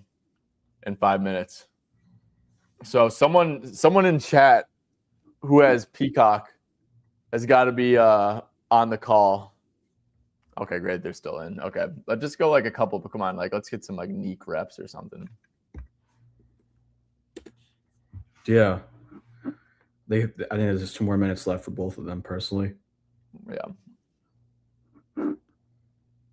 Get like a Neek 3 off of like a probably rebound for rest. Oh shit. I don't want damn, bro. Javon Small. Oh, DeMar's about to get the rock, dude. Oh jeez. Oh, no. Yeah. Yep. Oh. No, don't shoot it. Don't shoot it. Clamps. Good D. Oh. Oh my god. Yeah, you're ahead of me. I thought that was about to roll in, bro. Damn. Oh jeez. Okay, did 4:38. Yeah. Come on, just like survive. No, we got like a minute. I'm telling you, this is gonna be 3 minutes. The funny part's gonna be it's like if we're like doing all this sweating just for him to like check in with like 8 minutes left. I don't think so. I really don't. Dude, small. Jeez, dude, that dude's kind of got a burner on him. Yeah, you're ahead. I have 3 PRA wiggle room. You have 1. 1? No, I think I have 2. He's gonna pull up 3. Watch. Oh my gosh, out of bounds. Wow. Come on, bro. This is awesome. I mean, oh damn, bro. Okay. Oh, here it comes. Switch it. Oh gosh. Pass it, dude. Just pass it. Send a double. No. Oh my. yeah, you're ahead of me. Bro, he's making some bullshit, bro. Oh my gosh. Oh my now he's about to check out. Right, watch. Bro, they're about to check out. Okay, this is what's gonna happen now. Westbrook's gonna get like a here comes the guys. There's the rebound. A shot would be terrible. You're ahead of me though. Okay, that's fine. Nice. And then the foul. Perfect. So he's got 20 PRA. Bro, you got to be kidding me. I'm actually gonna be pissed if DeMar doesn't check back in. Nah, dude, this is a good bet by you. Look at the efficiency, right? You know. Yeah. But I would be pissed. Yeah. Dude, he literally has like the fewest shots in the starting lineup. Who's this guy that they're zooming in on? Ryan Rupier. He's coming out. West. Fuck yeah, let's go. Let's see. Great call on DeRozan. The amount of money I lose on your unders is dumb. What did you actually hating, bro? I swear. Do you have your ROI stats from like overs and unders? Yeah. Do you want to see what it is? What I'm just curious if yours are better. Well, I'll tell you this. December. Oh, okay. I'll just say the big picture stuff. Yeah, Westbrook's out. I don't have to watch this. Oh, he's still in? Yeah, he's still in. What the fuck? And then there's oh my god. Oh, nice. Monk. What's he doing still in? What is this? I have no clue. This is probably it for him anyways at that. 15. Yeah, he's got 20.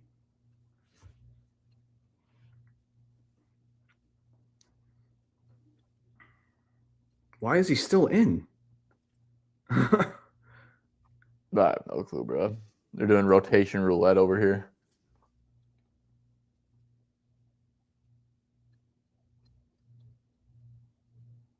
Plowden?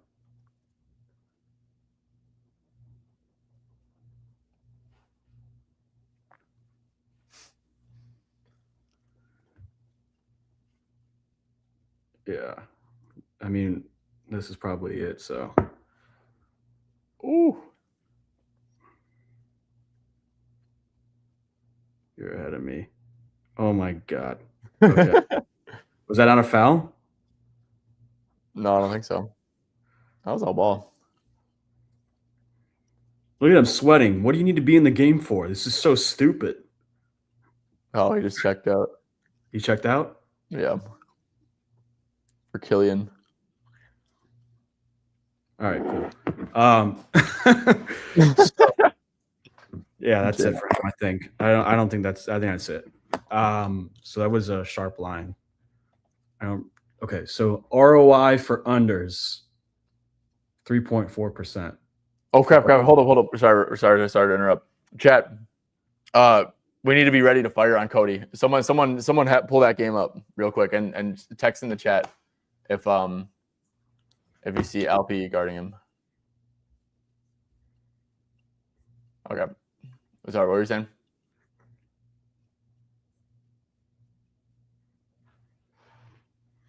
What were you saying with your unders ROI? Oh, unders is at 3.4%. But like I had a really bad like December. If you take that away, unders in 2026. I'll show you what it is. Unders in 2026, 9.7% ROI. That's pretty good. Yeah, that is good. My overs are 1.1. my unders. Yeah. Oh, really? Damn. 1.1 compared to 9.7. Yeah. God damn. All right. So my unders were like literally. I think they're like mine earlier this year, and this might have changed a little bit. My unders were like a couple weeks ago. My unders were at 20%, dude. At 20%, literally, and then I think I was like 1% maybe on overs or something. Yeah, the Spurs are fun. Yeah. The overs, man. I mean, I don't know. I feel like if you could find like a path between an over and an under, I would go with the under. I don't know. You know what I mean? I feel like the under is like the way to go. Yeah. There you go. I got the double, Raymond. Yeah, what's going on with this dude? Damn. Wemby went under. I'm probably gonna ladder up Cody Williams too, to be honest, dude. Like I'm seeing plus 625 for 2+. I'm probably gonna take that right now. Just like a little sprinkle. The game hasn't even started yet. No, it hasn't. Fellas, if you have 365, I just sprinkled on Cody to hit 2+ for plus 625. But I'm also gonna wait till I bet this. 3 hours.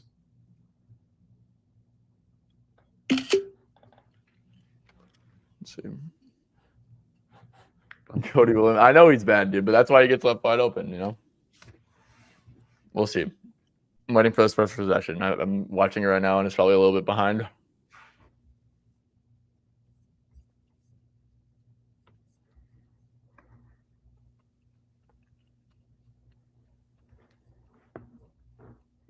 Damn, that'd be crazy if I can continue this run.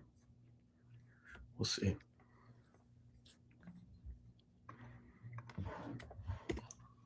Cody Williams. That dude's locked in.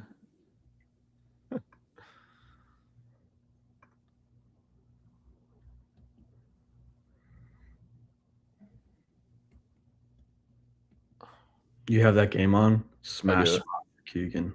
Let's see. I'm like watching intensely right now, just waiting for that first possession. Yeah, let me see. I kind of don't want to watch this game because I have 2 unders in it.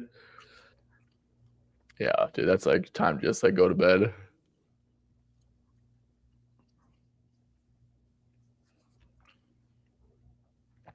Rockets first possession. What are you seeing? I'm not seeing anything. Starting who? I can't watch. It's on Peacock. Yeah, it's Damn, well, Filipowski's assist was the play. KD is on Cody. KD's on Cody. Oh, okay. So who's Sengun on Filipowski? Who's on Collier? Thompson. Oh, okay. Wow. But they're also just like switching everything. Laurie Little bucket. Okay, fellas. Well, I Yeah. was hoping that we were gonna get some fun shit. I think it's time to wrap it up. I gotta eat and stuff.